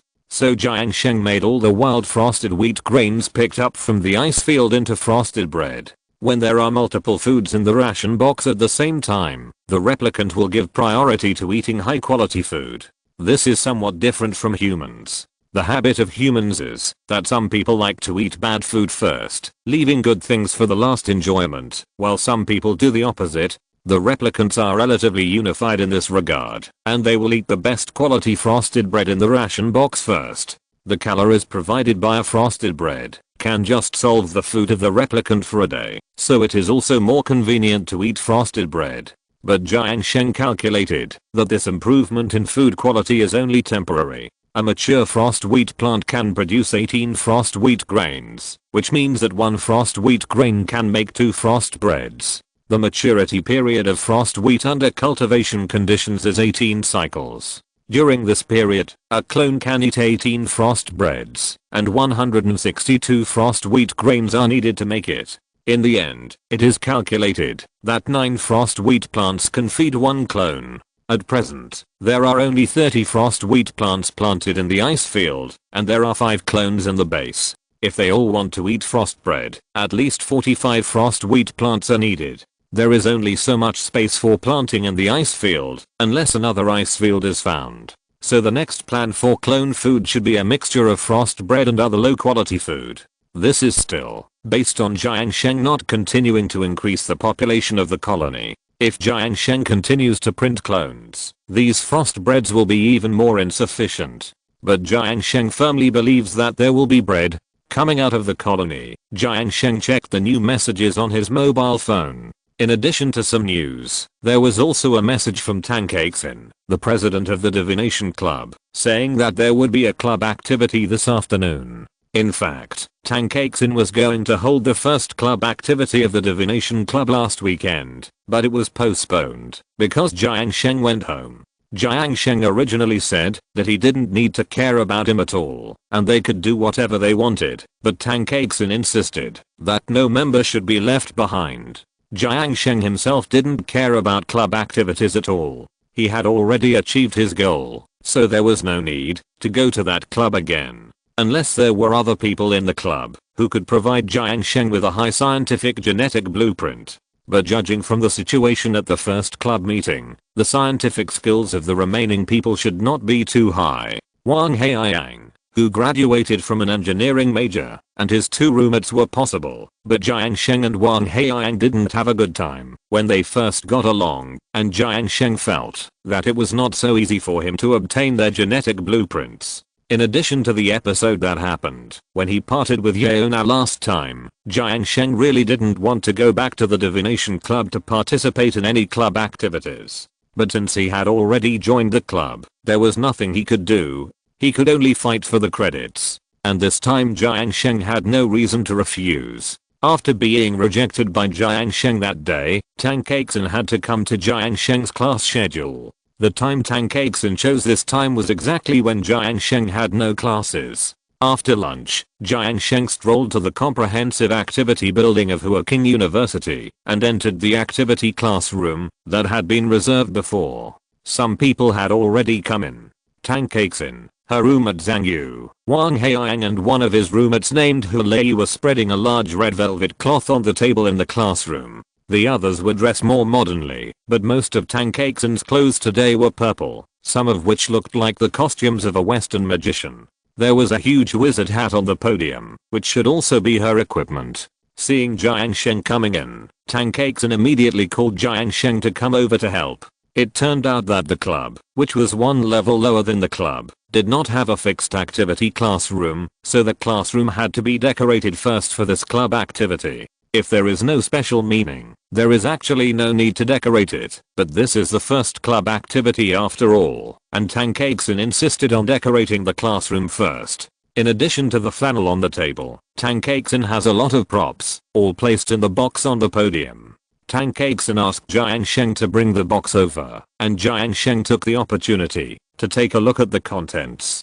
Crystal balls, electric candles, ancient coins, various sets of tarot cards, and some foreign books whose titles he couldn't understand. Under Tang Keixin's instructions, these props were placed one by one on the red flannel on the table, and then the curtains of the classroom were drawn, and the whole classroom had a bit of that flavor. Jiang Sheng originally thought that this so-called tarot hobby was just a few curious people talking about it for fun, at best taking a few cards to do a few divinations, but he didn't expect that the first activity would be so well decorated. Logically speaking, there is no school funding for the Tarot Club, and the Divination Club has never charged members since its establishment, so where can they get the money to get these props? As the agreed time gradually approached, Wang Haiyang's other roommate Ma Junhong also came. Just like last time, Yeona arrived last. Yeona was also dressed more fashionably today, and her khaki dress was very eye-catching. But after spending the past few days with the clone Yeona in the colony, Jiang Sheng was a little afraid to look directly at the real Yeona. After Yeona came in, she went straight to Jiang Sheng and said, "I read the Book of Changes after I went back last time. Chapter 73 Tarot Divination. What you said is not in it at all." Yeona looked at Jiang Sheng seriously, making Jiang Sheng's eyes not know where to put. "You said that you use the Zhaoyi for divination, but what you said is not in the Zhaoyi at all." Yeona thought Jiang Sheng didn't hear what she said, so she moved closer and continued to question. But Jiang Sheng didn't hear it, but was thinking of a way to fool him. Unexpectedly, Yeona really read the Zhaoyi after returning. Would ordinary people be so serious? But Jiang Sheng didn't know that Yeo Na was so serious, especially when it came to knowledge related content.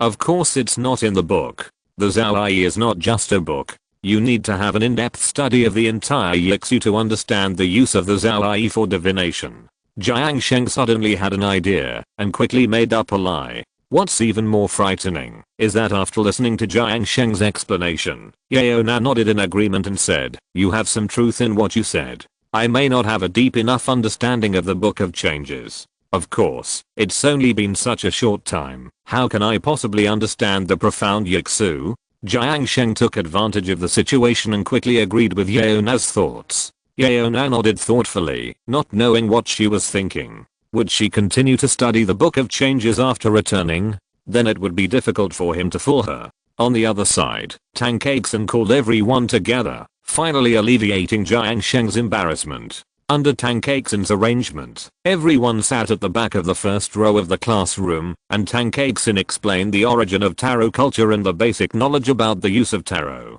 There are 78 tarot cards in total, divided into 22 major arcana cards and 56 minor arcana cards. You can use the two cards separately, or mix them together when fortune telling. In divination, the major arcana will reveal the general fortune of the person being fortune told. Each major arcana card has its own unique meaning, which can reflect the different encounters of the person being fortune told in life, so the major arcana will become the focus of divination analysis. The minor arcana is a specific analysis, based on the major arcana, to make up for the shortcomings of the major arcana. It can further reveal the truth about the person being fortune told's affairs or destiny. Although there are 56 cards, there are actually only 4 suits, namely Wands, Pentacles, Holy Grail and Swords. And today, I will mainly explain the content and general meaning of 22 cards in the major arcana.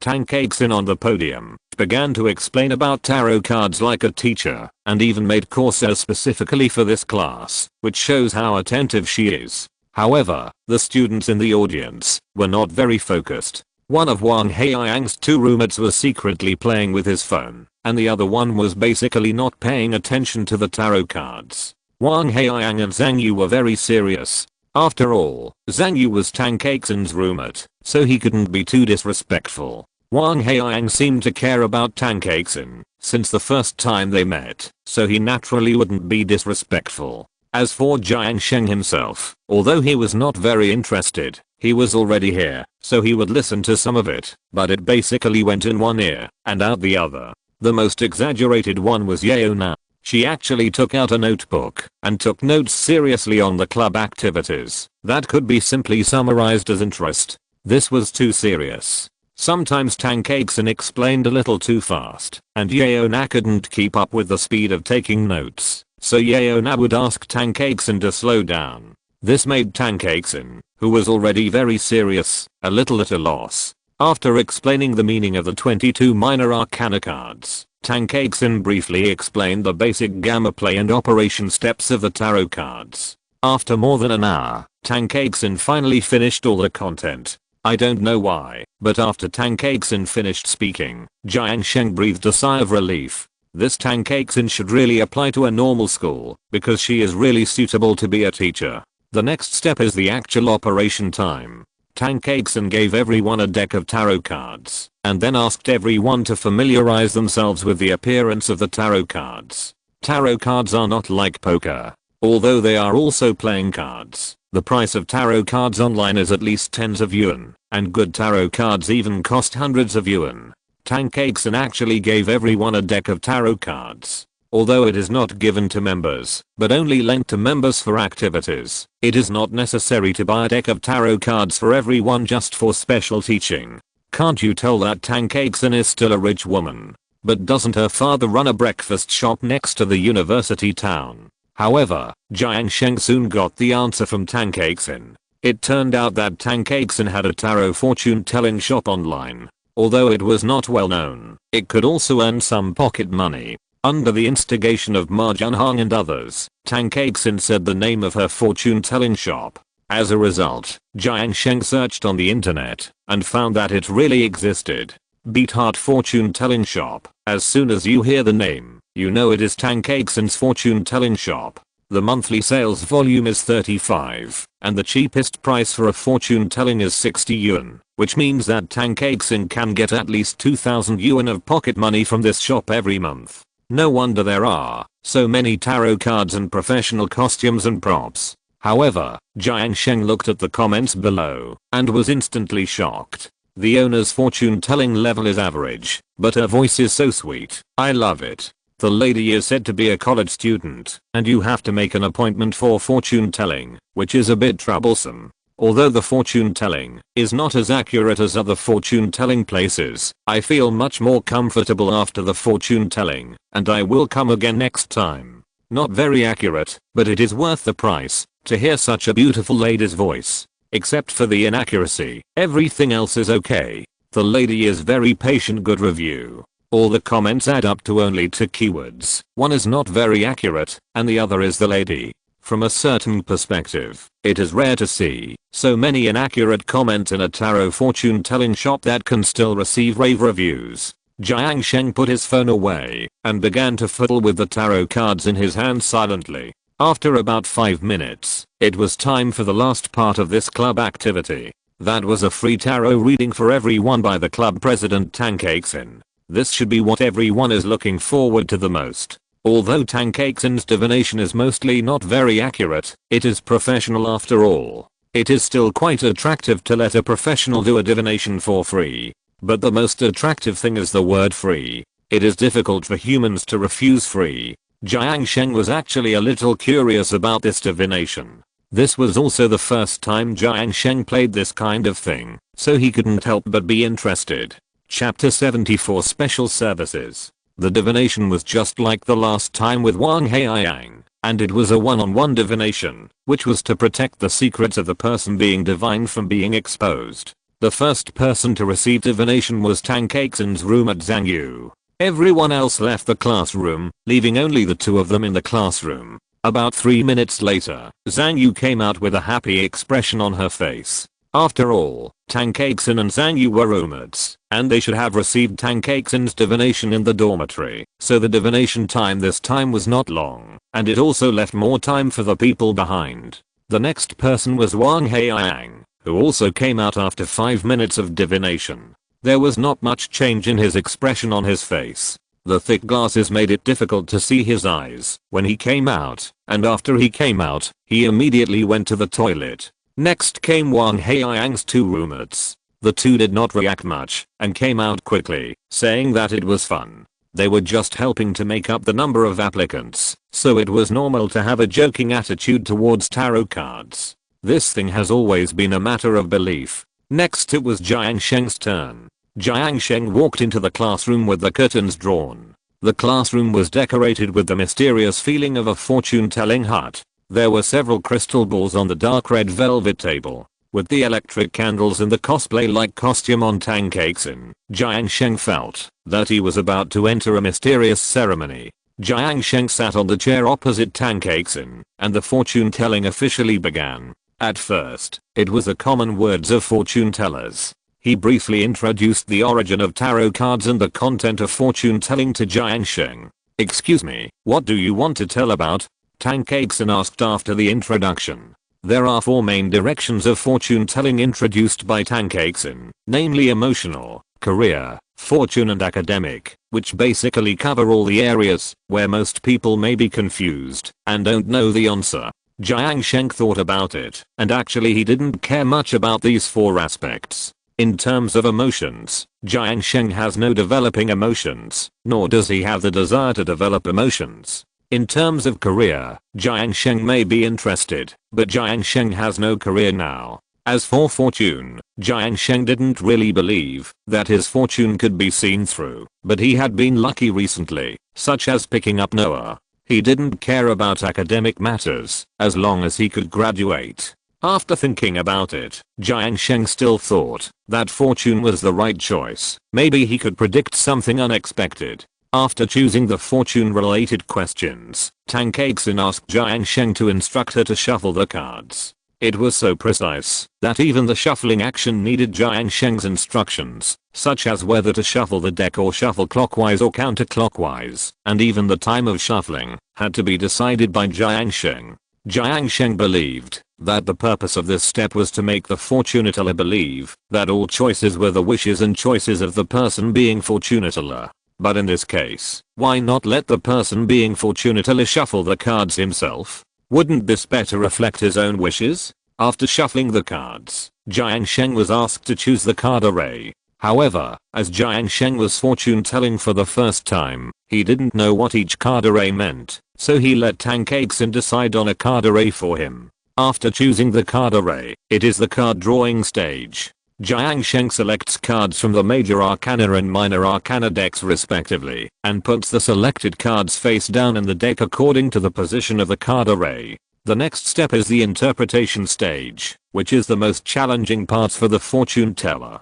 The previous one is just a process, and any beginner can try to tell fortunes for others in this way, but only the interpretation stage is the place where a fortune teller's strength is tested. But according to Jiang Sheng's understanding, the ease of interpretation actually tests the fortune teller's rhetoric.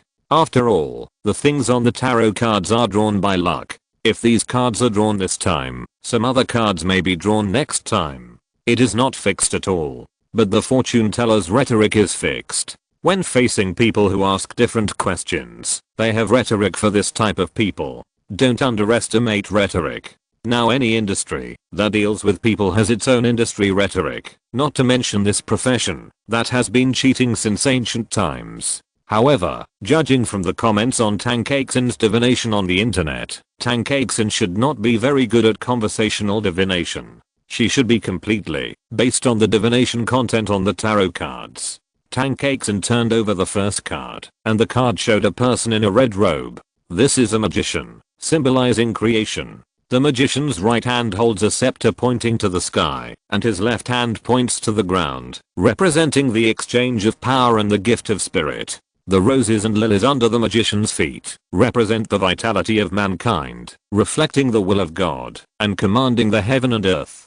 This means that what you think in your heart will slowly get on track. As your technology improves, and your skills improve, you will implement your personal will, and then use the power of nature to achieve your goals. Jiang Sheng nodded thoughtfully. What he was thinking about should be Noah. Now Jiang Sheng puts much more energy on Noah than other places. Could it be that this divination means that his colony will get better and better? Isn't this nonsense? Sure enough, divination is to say some bland words, and then let the listeners guess blindly, and finally attribute things to the direction they want. Tang Keixin turned over the next card, which was a round card. This is a Wheel of Fortune, which represents the fate of reincarnation. The Wheel of Fortune on the card is a sphinx, which symbolizes the angel, and below it is a devil. Around them are goddesses, swans, venomous snakes, etc., which symbolize various situations in life. Tang Keixin's divination is not just divination, but also popularizes some basic knowledge of tarot cards to Jiang Sheng. In the near future, a key event will happen in your life, and this key event will cause changes in the environment. Remember, don't reject this change, because this is a lucky beginning. Your situation will get better, and your problems will be solved. Next, Tang Keixin uncovered all the cards, and gave Jiang Sheng an overall explanation. In summary, Jiang Sheng is destined to be rich and noble, and even if he encounters difficulties, his luck will turn around. Who said that Tang Keixin doesn't know conversation skills? If it were an ordinary person, it would be easy to believe Tang Keixin's words. After finishing the divination, Jiang Sheng looked at the other arrangements on the table and asked curiously, is this crystal ball just for decoration? Well, this needs to be used together with tarot cards. Oh. Jiang Sheng was just a little curious, asked casually, and stood up to leave. Why don't you try it? At this moment, Tang Keixin suddenly asked, if you want to try it, it will be a special service for you. Chapter 75 Jiang Sheng's Secret. Special service. Jiang Sheng repeated in a murmur. Hearing Jiang Sheng repeating his words again, she blushed and hurriedly explained, don't get me wrong, it's a special service in my fortune telling shop, and it's not the kind of service that can be sold separately. Oh. Jiang Sheng nodded. The crystal ball might be a service that comes with a certain fortune-telling package. After all, no one would believe that someone would really see the answer from the crystal ball. Tangkaksen took the crystal ball to the middle of the dark red tablecloth. In the dark environment of the classroom, the crystal ball that should have been shining was not so bright. There was only the light and shadow reflected by the red electric candle. "Put your hand on it first," Tangkaksen said, pointing to the top of the crystal ball. "Put it here?" "Yes." Jiang Sheng took a look. The crystal ball was not big, but it was still easy to put his hand on it. It was just that his hand could not completely cover the surface of the crystal ball. Tangkaksen could still see the situation inside the crystal ball. Seeing that Jiang Sheng had already put his hand on it, Tangkaksen put her hand on it. The crystal ball didn't have much space when Jiang Sheng's palm was on it, and there wasn't much space left after Tangkaksen put her hand on it. The two of them inevitably touched each other. "What is this?" It was Jiang Sheng's turn to feel a little embarrassed, and he asked quickly. "This is the normal divination process." Looking at the fingertips that were gently touching him, Jiang Sheng swallowed his saliva. "A new gene blueprint has been detected and is being added to the gene library. Addition completed." A prompt sounded in his mind. In just this moment of contact, he had obtained Tangkaksen's gene blueprint. But the divination was not over, and Jiang Sheng couldn't pull his hand away. About a minute later, Tangkaksen signaled Jiang Sheng that he could take his hand away. Jiang Sheng took his palm away and saw that a layer of incredible red appeared in the middle of the crystal ball. This layer of red was like a thin red gauze, which looked transparent and ethereal, but Jiang Sheng firmly believed that it was real. At this time, Tangkaksen also took her hand away, supporting the surface of the crystal ball with both hands, staring at the red gauze, as if she saw a deeper picture in it. "I saw it." "What did you see?" Jiang Sheng asked subconsciously. In response to Jiang Sheng's question, Tangkaksen did not answer like a normal person, but told what she saw in a slightly exaggerated way. A very secret picture. It was an underground kingdom. In the palace of this underground kingdom, there is a throne inlaid with gems. The figure on the throne. That figure turned out to be you. Under the throne, countless subjects kneeled in front of you. They all obeyed your orders. They are all your subjects. Under your leadership. Sorry, is my acting too embarrassing? Originally, Tangkaksen's words stopped abruptly when she was talking about this exciting part, and her movements all relaxed, and she smiled embarrassedly. But Jiang Sheng on the opposite side had no smile on his face, because at that moment, Jiang Sheng thought that Tangkaksen had seen some real picture. Isn't the mysterious kingdom his own now? And isn't the king of the kingdom himself? And aren't the so-called subjects clones? When it was clear that all these hints were hints to himself, Jiang Sheng was very nervous just now. But when Jiang Sheng heard Tangkaksen say that she was acting, his heart was relieved a little. Just now, it was acting. Jiang Sheng's words were not smooth. Tangkaksen nodded. "Yes, I usually perform in front of the computer screen, so I'm not too nervous. This is my first time to perform in front of others." Tangkaksen generously said that everything she did just now was acting, all fake. This made Jiang Sheng breathe a sigh of relief. He thought Tangkaksen could really see something. If she could really see something, Jiang Sheng felt that his worldview would change a little bit. But why can this crystal ball turn red? Jiang Sheng pointed at the crystal ball and asked. Because this is a color changing crystal ball, the special material inside can sense temperature changes to produce some color changes. Usually, it takes more than 2 minutes for me to warm up the crystal ball myself, but with the temperature of your hand, it only takes 1 minute. Jiang Sheng nodded and looked at the crystal ball carefully again. Without people to continue to provide temperature, the faint red color in it really dissipated. I didn't expect that I would be fooled by such a modern trick. What about your prophecies? Jiang Sheng asked again. Those were prepared in advance. Boys are kings and girls are princesses. We must have had such dreams when we were young, right? But why is it an underground kingdom? The kingdom under the ground is more mysterious. Boys may have some second-year ideas in their hearts. But this is not a prophecy, right? I didn't say it was a prophecy. It's just... Tangkaksen thought for a while. It's just an additional service, a performance service. You don't really expect me to see any pictures in the crystal ball, do you? Jiang Sheng realized that the crystal ball was only used for performance and had nothing to do with divination. Thinking of the crystal ball divination in the magician movie adapted from a certain literary work, the exaggerated acting skills did occupy a large part. Using this as a service selling point might attract some customers. Is it over? Of course it's over. What else do you want to do? Tang Keixin pointed at the classroom door unhappily, indicating that Jiang Sheng could leave. The classroom door opened, and the others were waiting outside. Wang Haiyang looked a little anxious, because Jiang Sheng's divination took longer than the others. The last person was Yeona, who came out in just 3 minutes. Looking at Yeona's expression, there was not much change, and it was estimated that there was no accurate divination content that touched Yeona's heart. After divination for everyone, the classroom door was still not opened until Tang Keixin inside changed into normal clothes and walked out, and then the others went in. Sorry, I changed my clothes first. It feels too strange to walk around the school in that dress. Looking at the time, 2 hours have passed. 2 hours of activities together can be counted as a club activity. Everyone helped to clean up the special decorations in the classroom, erase the blackboard, and then simply cleaned up the classroom and dispersed. On the way back, Jiang Sheng was still thinking about Tang Keixin's crystal ball divination just now. At that moment, he really thought that Tang Keixin had seen through his little secret in his heart. But this shock was not completely fruitless. Tang Keixin's genetic blueprint was already in hand. End of this chapter. Thank you very much for reaching the end. Don't forget to like. Looking for more exclusive content and immediate access? Subscribe to our Patreon. Remember, every like, subscription, or donation encourages us to continue. Thanks to everyone. See you in the next video.